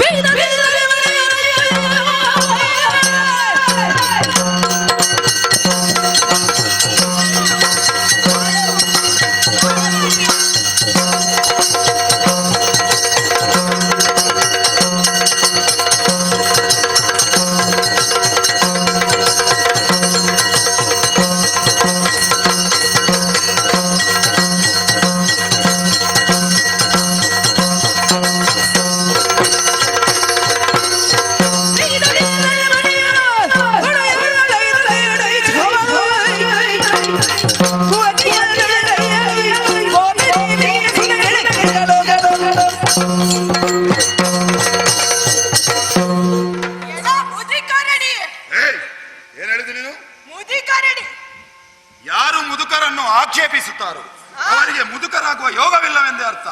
ಪರವಾಗಿಲ್ಲ, ಬೇಗ ಸಾಯ್ತಾರೆ ಅಂತಲ್ವಾ? ಮತ್ತೆ ಈ ರೀತಿಯಾಗಿ ವ್ಯವಹರಿಸಿದರೆ ಬದುಕುವುದಕ್ಕುಂಟೆ? ಹೋಗಲಿ ಬಿಡು. ನಿನ್ನ ಮಗಳನ್ನು ಬೆದರಿಸುವಂತಹ ಉದ್ದೇಶ ನನ್ನದಲ್ಲ. ಮತ್ತೆ ನನ್ನ ವರ್ತನ ಅವಳ ಭಯಕ್ಕೆ ಕಾರಣವಾಗಿರಬಹುದು. ಓಹೋ, ಈ ಕತ್ತಲು ತುಂಬಿದಂತಹ ಕಾಡಿಗೆ ಬರುವ ಅವಶ್ಯಕತೆಯೂ ಇಲ್ಲ, ಅನಿವಾರ್ಯತೆಯೂ ಇಲ್ಲ. ಮತ್ತೆ ನೀನು ಬಂದದ್ದು ಯಾಕೆ? ಹೇಳುತ್ತೇನೆ ಕೇಳು, ಸ್ವಲ್ಪ ತಾಳ್ಮೆ ಇರಲಿ. ಲೋಭ ಸ್ವಾರ್ಥ ಏನಿದ್ದರು ಮಾನವರಲ್ಲಿ ಮಾತ್ರ ಎಂದು ತಿಳಿದುಕೊಂಡಿದ್ದೆ. ಓಹೋ, ಆದರೆ ನಿನ್ನಂತಹ ಕಾಡು ಪ್ರಾಣಿಗಳಲ್ಲೂ ಉಂಟಲ್ಲ. ನಾನು ಬಂದ ಉದ್ದೇಶವನ್ನು ಕೇಳು. ಏನು? ನನ್ನ ಸಖನಾದಂತಹ ಪ್ರಸನ್ನ ಸಮಂತಕ ರತ್ನವನ್ನು ಧರಿಸಿ ಬೇಟೆಗಾಗಿ ಕಾಡಿಗೆ ಬಂದ. ಓಹೋ, ಆತ ಮರಳಿ ಪುರಪ್ರವೇಶ ಮಾಡುವುದನ್ನು ಕಂಡು ಅವನನ್ನು ಹುಡುಕುತ್ತಾ ಮಣಿಯನ್ನು ಶೋಧಿಸುತ್ತಾ ಬಂದವನು ನಾನು. ಓಹೋ, ಮಣಿ ನಿನ್ನ ಗುಹೆಯಲ್ಲಿ ಶೋಭಿಸುತ್ತಿತ್ತು. ಇದು ಇಲ್ಲಿಗೆ ಹೇಗೆ ಬಂತು ಎಂದು ತಿಳಿಯುವುದಕ್ಕಾಗಿ ಶಂಖದ್ವಾರದ ಮೂಲಕ ಆಹ್ವಾನವನ್ನು ನೀಡಿದ್ದು. ಹೌದು, ಈಗ ಸ್ಪಷ್ಟವಾಯ್ತಲ್ಲ ನಿನಗೆ? ಯಾವನೋ ಒಬ್ಬ ದಿವ್ಯವಾದ ರತ್ನವನ್ನು ಧರಿಸಿಕೊಂಡು ಅಡವಿಗೆ ಬಂದು ಮೃಗಗಳಿಂದ ಆತನಾಗುತ್ತಾನೆ ಎಂದಾದರೆ ಅವನಿಗೆ ಆ ರತ್ನವನ್ನು ಉಳಿಸಿಕೊಳ್ಳುವುದಕ್ಕೆ ಆತ ಅರ್ಹನಲ್ಲವೆಂದೇ ಅರ್ಥ. ನಾನು ಆ ಮಣಿಯನ್ನು ಪಡೆದ ಬಗೆ ಹೇಗೆ ಗೊತ್ತೇನೋ ನಿನಗೆ? ಎನ್ನಯ ಭಾವ ವಿಕ್ರಮದಿಂದ.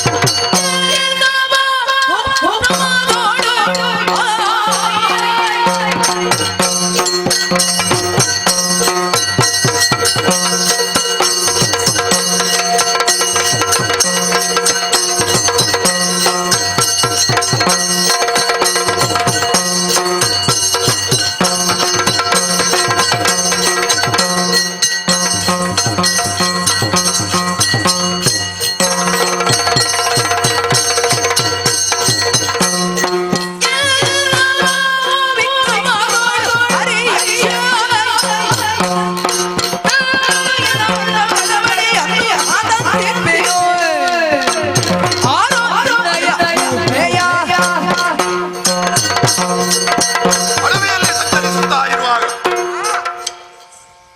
ಒಂದು ಹೊಳೆಯುವಂತಹ ದಿವ್ಯವಾದ ಮರಿ ನನ್ನ ಕಣ್ಣನ್ನು ಕೋರೈಸಿತು. ಆ ಪ್ರಭೆಯ ಉಗಮದತ್ತ ಧಾವಿಸಿದೆ. ನೋಡಿದರೆ ಸಿಂಹದ ಬಾಯಲ್ಲಿ ಹೊಳೆಯುವ ಮನೆ. ಆಕರ್ಷಿತನಾದೆ. ಎನ್ನಯ ಬಾವು ವಿಕ್ರಮದಿಂದ ಅರಿಯಾಕ್ಷನನ್ನು ಮಡುವಿ ಅದರ ಬಾಯಲ್ಲಿದ್ದಂತಹ ಮಣಿಯನ್ನು ತಂದು ನನ್ನ ಮಗುವಿನ ತೊಟ್ಟಿಲಿಗೆ ಕಟ್ಟಿದ್ದೇನೆ. ಇಲ್ಲ ಸಲ್ಲದ ಕಥೆಯನ್ನು ಹೇಳಿದ್ರೆ ಜಾಗ್ರತೆ. ಮಣಿಯನ್ನು ಪಡೆಯದೆ ಹಿಂತಿರುಗುವ ನಾನಲ್ಲ. ಹಾ, ಸಾಮರ್ಥ್ಯ ಇದ್ದರೆ ಬಾರ ಹೊರಟಕ್ಕೆ. ನೋಡೋಣ.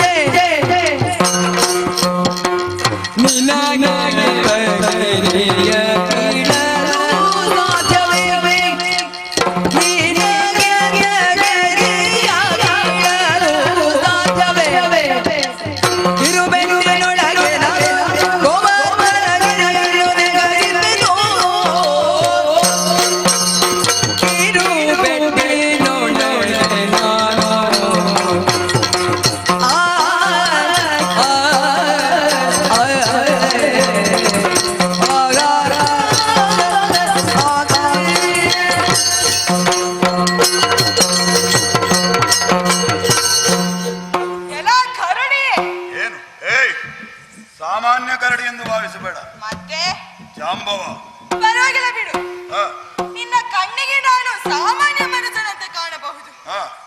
ಆದರೆ ನಿನಗೆ ನನ್ನ ಪರಾಕ್ರಮ ಅರಿಯದೆ ಹೋಯಿತು. ಏನು ನಿನ್ನ ಪರಾಕ್ರಮ? ಒಂದು ಕತೆ ಹೇಳುತ್ತೇನೆ ಕೇಳು. ಕತೆ? ಹೌದು. ನನ್ನ ಬಾಲ್ಯದಲ್ಲಿ ನಾವೆಲ್ಲ ಗೋವರ್ಧನಗಿರಿಯಲ್ಲಿ ಹಸುಗಳನ್ನು ಮೇಯಿಸುತ್ತಿದ್ದಂತಹ ಕಾಲ. ನಮಗೆ ಮಳೆ ಬೆಳೆಗಳನ್ನು ಸಕಾಲದಲ್ಲಿ ಒದಗಿಸುವಂತಹ ಗೋವರ್ಧನಗಿರಿಗೆ ಪೂರಕನಾದಂತಹ ಇಂದ್ರದೇವನಿಗೆ ಪೂಜೆ ಸಲ್ಲಿಸುವ ಒಂದು ಸಂಪ್ರದಾಯವಿತ್ತು. ಇಂದ್ರದೇವ ಸ್ವಾರ್ಥಿಯಾಗಿ ಮಳೆ ಬೆಳೆಗಳನ್ನು ಕೊಡುತ್ತಾನೆ ಹೊರತು ನಿಸ್ವಾರ್ಥ ಭಾವದಿಂದಲ್ಲ. ಅದಕ್ಕಾಗಿ ನಾನೊಂದು ತೀರ್ಮಾನಕ್ಕೆ ಬಂದೆ. ಏನು ತೀರ್ಮಾನ? ನಮಗೆಲ್ಲ ಮಳೆ ಬೆಳೆಗಳನ್ನು ಸಕಾಲದಲ್ಲಿ ಒದಗಿಸುವುದು ಗೋವರ್ಧನಗಿರಿಗೆ. ಹಾಗಾಗಿ ಆ ಗೋವರ್ಧನಗಿರಿಗೆ ಪೂಜೆ ಸಲ್ಲಿಸಬೇಕು ಎಂದು ತೀರ್ಮಾನಕ್ಕೆ ಬಂದೆ.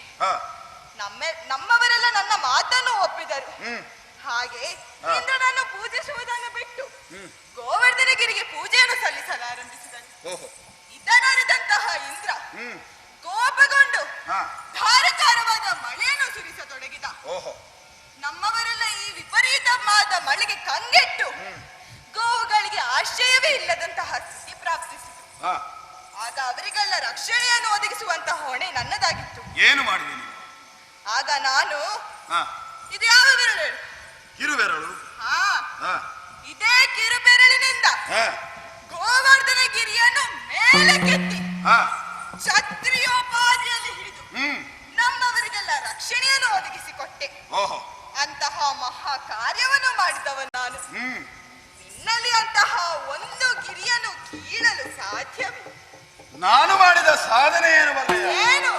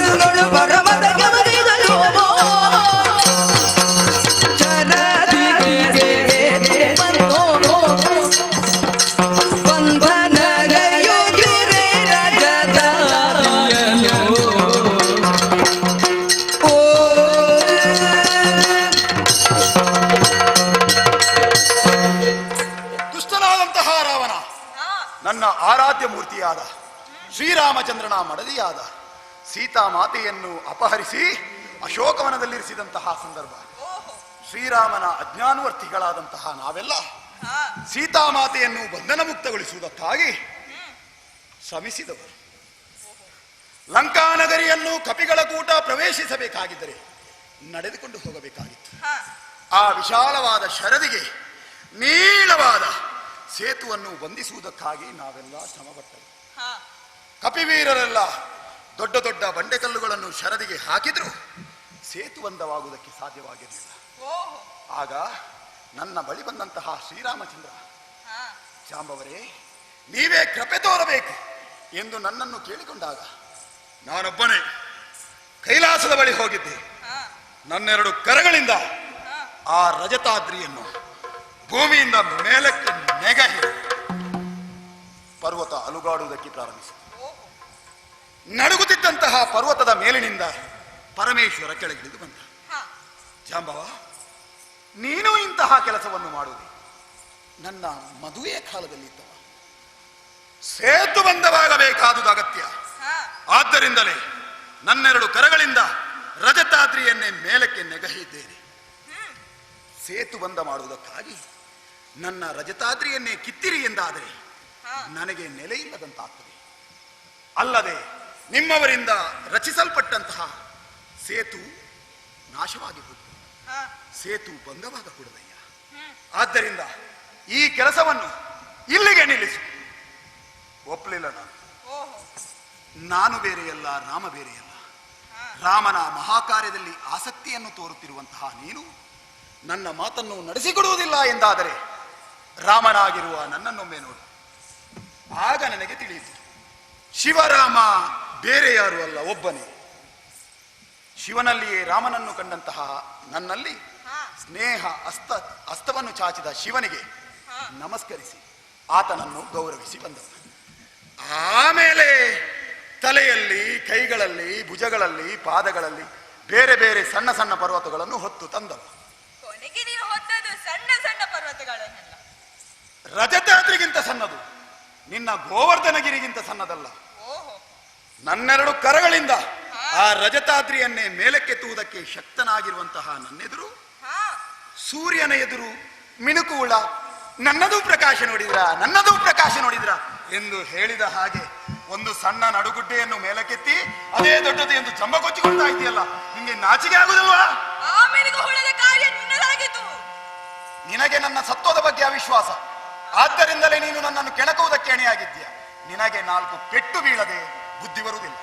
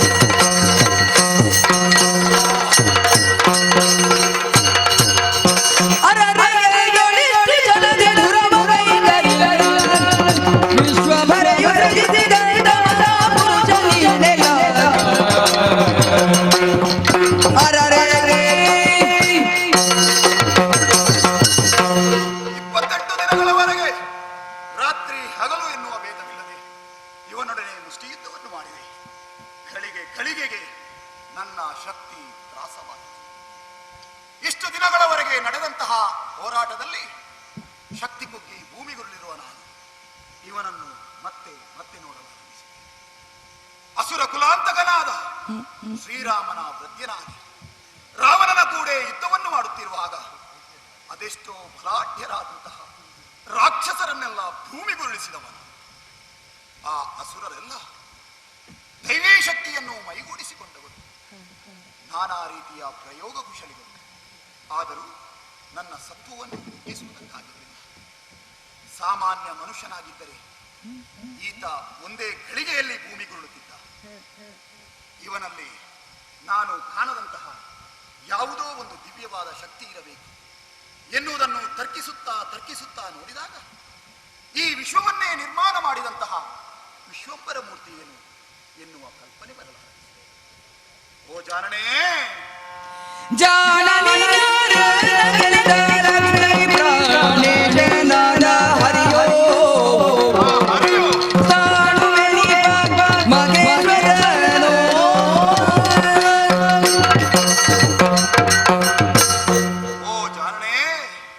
ತಾನಿಷ್ಟು ಯುಗ ಪರ್ಯಂತರ ಹೋರಾಟವನ್ನು ಮಾಡಿ ಪರರೊಂದಿಗೆ ಸೋತುದಿಲ್ಲ. ಅತುಲ ವಿಕ್ರಮಿ ಇದ್ದಾನೆ ಜಾಂಬವ ಎಂದು ಎಲ್ಲರೂ ಹೇಳುತ್ತಿದ್ದಂತಹ ಮಾತು. ಆದರೆ ನಿನ್ನೊಡನೆ ಹೋರಾಟವನ್ನು ಮಾಡುತ್ತಿದ್ದಂತೆ ನನ್ನ ಸತ್ವ ಕುಗ್ಗಿತಲ್ಲ, ಭುಜಬಲ ಹಿಂಗಿತಲ್ಲ. ಈತ ನರನಲ್ಲ. ತ್ರೇತಾಯುಗದಲ್ಲಿ ಸೋಲನ್ನು ಕಾಣದ ಈ ಜಾಂಬವ ದ್ವಾಪರ ಯುಗದಲ್ಲಿ ಸೋತನಲ್ಲ. ರಾಮಭಕ್ತನಾಗಿರುವ ನಾನು ಯಾರನ್ನು ಕಾಣಬೇಕೆನ್ನುವ ಆಸೆಯಿಂದ ಇಷ್ಟರವರೆಗೆ ಇಲ್ಲಿದ್ದೇನೋ ಆ ಶ್ರೀರಾಮ ಭಕ್ತನನ್ನೇ ನೀನು ಸೋಲಿಸುವುದಕ್ಕೆ ಶಕ್ತನಾದೆ ಎಂದಾದರೆ ನಿನ್ನಲ್ಲಿ ಏನೋ ವಿಶೇಷತೆ ಇರಬೇಕು. ರಾಮನು ನನ್ನನ್ನು ಕೈಬಿಟ್ಟನೇನು ಎನ್ನುವಂತಹ ಸಂದೇಹವೂ ಬರಲಾರಂಭಿಸಿದೆ. ಎಲ್ಲ ಹುಡುಗ, ನನ್ನ ಸಂದೇಹವನ್ನು ನಿವಾರಿಸಬೇಕಾದರೆ ನೀನೇ ಸರಿಯಾಗಿ ಹೇಳು. ನೀನು ಹೇಳಿದಂತೆ ಆ ದ್ವಾರಕೆಯ ಹುಡುಗನೋ ಅಲ್ಲ ವಾಣಿಯರಸನಾದಂತಹ ಆ ಕಮಲಜನು, ಲಕ್ಷ್ಮೀ ಪ್ರಾಣೇಶನಾದಂತಹ ಶ್ರೀಹರಿ ಅಲ್ಲ ಪಾರ್ವತಿಯ ಪತಿಯಾದಂತಹ ಆ ಅಮೃತೇಶ್ವರ, ಯಾರಯ್ಯ ನೀನು? ಯಾರು ಸ್ವಾಮಿ? ಜಾಮವಂತನಿಗೆ ಸತ್ಯದ ದರ್ಶನವಾಗಬೇಕು. ಹಾಗಾಗಿ ನಾನು ರಾಮನಾಗಿ ಕಾಣಿಸಿಕೊಳ್ಳುತ್ತೇನಂತೆ.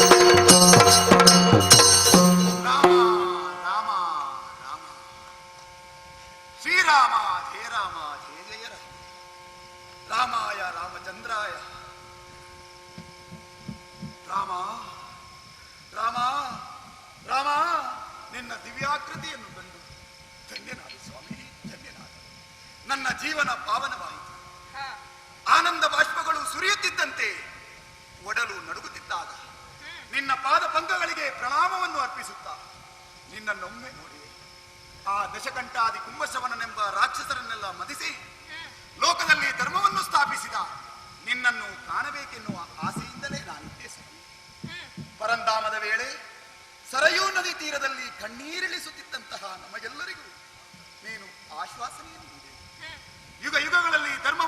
ಪೂಜಿಸುವುದಕ್ಕಾಗಿ ಬಗೆ ಬಗೆಯ ಅವತಾರವನ್ನೆತ್ತಿ ನಿನಗೆ ದರ್ಶನ ಭಾಗ್ಯವನ್ನು ಕರುಣಿಸುತ್ತೇನೆ. ಆ ಆಸೆಯಿಂದ ಕಾದಿದ್ದಂತಹ ನನಗೆ ನಿನ್ನ ದಿವ್ಯ ಸ್ವರೂಪವನ್ನು ತೋರಿಸಿಕೊಡುವುದಕ್ಕಾಗಿ ಈ ರೀತಿಯಾಗಿ ಬಂದೆಯ ಪ್ರಭು. ಸ್ವಾಮಿ, ನನ್ನ ಆರಾಧ್ಯ ಮೂರ್ತಿಯಾದ ಶ್ರೀರಾಮನೆಂದರಿಯದೆ ನಿನ್ನಲ್ಲಿ ಹೋರಾಟವನ್ನು ಮಾಡಿದೆ, ನಿನ್ನಲ್ಲಿ ಪವರವನ್ನು ಕೊಟ್ಟು ಅಪರಾಧಿ ಎನಿಸಿದೆ. ಸ್ವಾಮಿ, ನನ್ನೆರಡು ಕರಗಳಿಂದ ನಿನ್ನನ್ನು ನಾನು ಪೂಜಿಸಿದವನಲ್ವೇ ಸ್ವಾಮಿ? ಅದೇ ಕರಗಳಿಂದ ನಿನ್ನಲ್ಲಿ ಮುಷ್ಟಿಯುದ್ಧವನ್ನು ಮಾಡುವುದಕ್ಕಾಗಿ ನನ್ನನ್ನು ಪ್ರೇರೇಪಿಸಿದೆಯಲ್ಲ ಸ್ವಾಮಿ. ಸ್ವಾಮಿ, ಅಲ್ಪಮತಿಯಾದ ನನ್ನನ್ನು ಕ್ಷಮಿಸು, ಈ ಶರಣನನ್ನು ರಕ್ಷಿಸು, ನನ್ನ ಅಪರಾಧವನ್ನು ಮನ್ನಿಸು ಸ್ವಾಮಿ. ಶರಣನೆಯವ ಧರಿಸು, ಕಿಂದಗೆ ಬೊರೆದೊರೆ ಧರ್ಮರಿಸು. ನರುಶನಮೇರುವೆ ಮುಂದಿನ ಯುಗದೊಳಗಿರು ನೀನು ಜನರಿಗೆ ಶರಣ.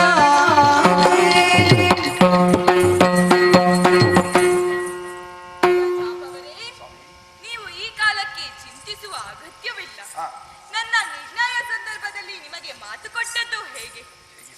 ಯುಗ ಯುಗಗಳಲ್ಲಿ ಬಗೆ ಬಗೆಯ ರೂಪವನ್ನು ನಂತು ನಿಮಗೆ ದರ್ಶನವನ್ನು ಕೊಡುತ್ತೇನೆ ಎಂದು. ಅದಕ್ಕಾಗಿ ನಾನು ಈ ನಾಟಕವನ್ನು ಮಾಡಬೇಕಾಗಿತ್ತು.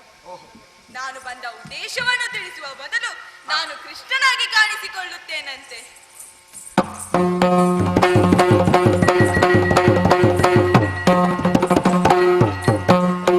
ಜಾಂಬವರೇ, ನನ್ನ ಸಖನಾದಂತಹ ಪ್ರಸೇನ ಸಮಂತಕ ರತ್ನವನ್ನು ಧರಿಸಿ ಬೇಟೆಗಾಗಿ ಕಾಡಿಗೆ ಬಂದ. ಆತ ಮರಳಿ ಪುರಪ್ರವೇಶ ಮಾಡದನ್ನು ಕಂಡು ಅವನನ್ನು ಕೊಂದೆ, ಆ ಮಣಿಯನ್ನು ಅಪಹರಿಸಿದೆ ಎಂಬ ಅಪವಾದ ನನ್ನ ಮೇಲೆ ಬಂತು. ಆ ಮಣಿ ನಿಮ್ಮಲ್ಲಿ ಉಂಟು ಎಂದು ತಿಳಿದುಕೊಂಡೆ. ಹಾಗಾಗಿ ಆ ಮಣಿಯನ್ನು ನನಗೊಪ್ಪಿಸಿ ನನ್ನ ಮೇಲೆ ಬಂದ ಅಪವಾದವನ್ನು ದೂರ ಮಾಡಿಸಿ. ಕೃತಾನಂದನ, ಆದಿದೇವರ ದೇವ, ಆದಿದೇವರ ನಿನ್ನೊಡನೆ ಒಲಿಗುಳಾದಿದ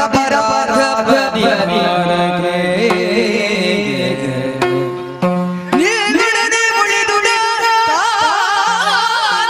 ಅಪರಾಧ ಮೋದದಿಯುವೆನು ಜಾಬವತಿ ಎಂಬವಳ ಸಾದರದಲ್ಲಿ ಕಡಿಗುವುದು.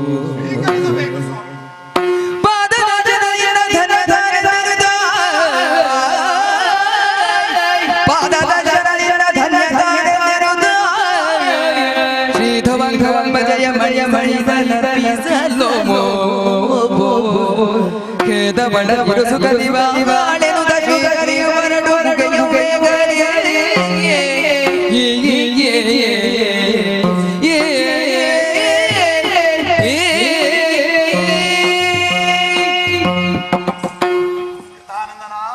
ಹೇಳಿ ಜಾಂಬವರೇ. ನಿನ್ನಿಂದ ನಾನು ಎಲ್ಲವನ್ನೂ ತಿಳಿದುಕೊಂಡೆ.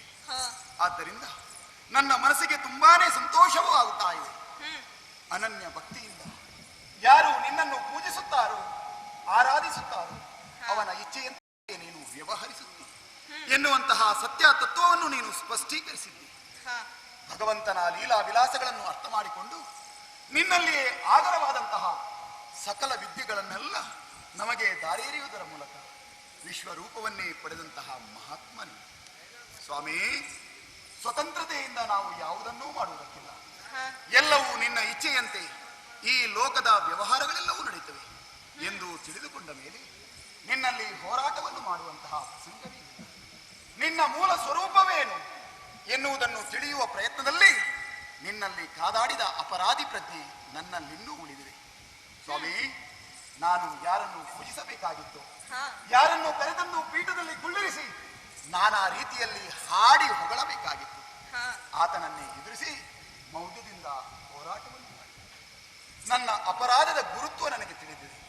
ಸ್ವಾಮಿ, ರಾಮ ಬೇರೆ ಕೃಷ್ಣ ಬೇರೆ ಎಂದು ಕಲ್ಪನೆ ಮಾಡಿಕೊಂಡದ್ದರಿಂದಲೇ ನಿನ್ನಲ್ಲಿ ಹೋರಾಟವನ್ನು ಮಾಡಿ ಈ ಯುಗದಲ್ಲಿ ಧರ್ಮವನ್ನು ಉದ್ಧರಿಸುವುದಕ್ಕಾಗಿ ಕೃಷ್ಣನಾಗಿ ಅವತರಿಸಿದೆಯ ಪ್ರಭು. ಹೌದು ಜಾಂಬವರೇ. ಲೋಕಪವಾದ ಪರಿಹಾರಕ್ಕಾಗಿ ರತ್ನವನ್ನು ಪಡೆಯುವುದಕ್ಕೋಸ್ಕರ ಇಲ್ಲಿಗೆ ನೀನು ಬಂದವನಾದರೂ ನನ್ನ ಪ್ರಾರ್ಥನೆಯನ್ನು ಆಲಿಸಬೇಕು. ಹೇಳಿ ಜಾಂಬವರೇ. ಅಡವಿಯಲ್ಲಿ ಮನುಷ್ಯ ಶಿಶುವೊಂದು ಅಳುತ್ತಿರುವಾಗ ತಂದು ಸಾಕಿದವ ನಾನು. ಜಾಂಬವತಿ ಎನ್ನುವ ನಾಮಕರಣವನ್ನುಂಟು ಬರೆದೆ. ಎಳೆಯ ಶಿಶುವೊಂದು ಸಿಕ್ಕಿದಾಗಲೂ ಅದನ್ನು ಪೊರೆಯುವುದಕ್ಕಾಗಿ ಜಾಂಬವತಿಯ ಕೈಗೆತ್ತಿದ್ದೇನೆ. ಹಾ ನಿನ್ನನ್ನು ಕಾಣುವ ಉದ್ದೇಶದಿಂದ ದೀರ್ಘಕಾಲ ಇಲ್ಲಿ ವಾಸ ಮಾಡಿಕೊಂಡಿರುವಂತಹ ನಾನು ನಿನ್ನ ದರ್ಶನವಾದ ಮೇಲೆ ಇಲ್ಲಿ ಇಷ್ಟವುಳ್ಳವನಾಗಿ ಇರಲಾರೆ. ಆದ್ದರಿಂದ ನನ್ನ ಮಕ್ಕಳಿರುವರು ನಿರ್ಗತಿಕರಾಗಬಾರದು. ಹಾ ಸೆಮಂತಕ ರತ್ನವನ್ನು ನೀಡುವುದರೊಂದಿಗೆ ಹಾ ನನ್ನಲ್ಲಿರುವಂತಹ ಕನ್ಯಾರತ್ನವನ್ನು ಸ್ವೀಕರಿಸಬೇಕು ಸ್ವಾಮಿ. ಹಾಗೆ ಆಗಲಿ ಜಾಂಬವತಿ. ಅಲ್ಲದೆ ಜೊತೆಯಾಗಿ ಎಳೆಯ ಮಗುವನ್ನೂ ಕೊಡುವವನಿದ್ದೇನೆ. ಹಾ ಜಾಂಬವತಿಯ ಕಲ್ಯಾಣ ಈಗಾಗಬೇಕೆಂದು ನಿನ್ನ ಸಂಕಲ್ಪವಾಗಿದ್ದರೆ ಅದನ್ನು ತಡೆಯುವರು ನಾವು ಯಾರು ಸ್ವಾಮಿ? ಮಗಳೇ ಜಾಂಬವತಿ, ಮಗಳೇ ಹೀಗೆ ಮಗಳೇ, ಈತನನ್ನೇ ಕಂಡು ನೀನು ಭಯಗೊಂಡ ಬಿಡಲಿಲ್ಲ. ಈತ ಭಯಕಾರಕನಲ್ಲ, ಭಯ ನಿವಾರಕ. ಸ್ವಾಮಿ, ಇವಳೇ ನನ್ನ ಕನ್ಯಾಮಣಿ ಜಾಂಬವತಿ. ಈ ಸಮಂತಕ ರತ್ನವನ್ನು ನಿಮಗೆ ನೀಡಿದ್ದೇನೆ. ಅಲ್ಲದೆ ಈ ಕನ್ಯಾರತ್ನವನ್ನು ನೀವು ಸ್ವೀಕರಿಸಬೇಕು ಸ್ವಾಮಿ. ಇನ್ನು ಎರಡಿದ್ರು ಪರವಾಗಿಲ್ಲ ಸ್ವಾಮಿ. ನನಗೆ ಕಾಡಿನಲ್ಲಿ ಸಿಕ್ಕಿದ್ದು ಇವಳೊಬ್ಬಳೆ ಮಗಳೇ, ಮಗಳು ಒಬ್ಬಳೆ ಇವಳು. ಜೊತೆಯಾಗಿ ಎಳೆಯ ಮಗುವನ್ನೂ ನೀಡಿದವನಿದ್ದೇನೆ. ನನ್ನ ಪ್ರಾರ್ಥನೆಯನ್ನು ಆಲಿಸಬೇಕು ಸ್ವಾಮಿ, ಮನ್ನಿಸಬೇಕು ಸ್ವಾಮಿ. ಹಾಗೆ ಆಗಲಿ ಜಾಂಬವತಿ. ನಾವು ದ್ವಾರಕೆಯಲ್ಲಿ ವಿಜೃಂಭಣೆಯಿಂದ ವಿವಾಹವಾಗುತ್ತೇವೆ. ಅದಕ್ಕಾಗಿ ನೀವು ಬರಬೇಕು. ನಾನೊಬ್ಬನೇ ಅಲ್ಲ, ನಮ್ಮ ಕಪಿ ಸೈನ್ಯಗಳನ್ನು ಇಟ್ಟುಕೊಂಡು ಹಾಗೆ ಎಲ್ಲರನ್ನು ಕರಡಿ ಸೈನ್ಯವನ್ನು ಇಟ್ಟುಕೊಂಡು ಬರುತ್ತೇವೆ.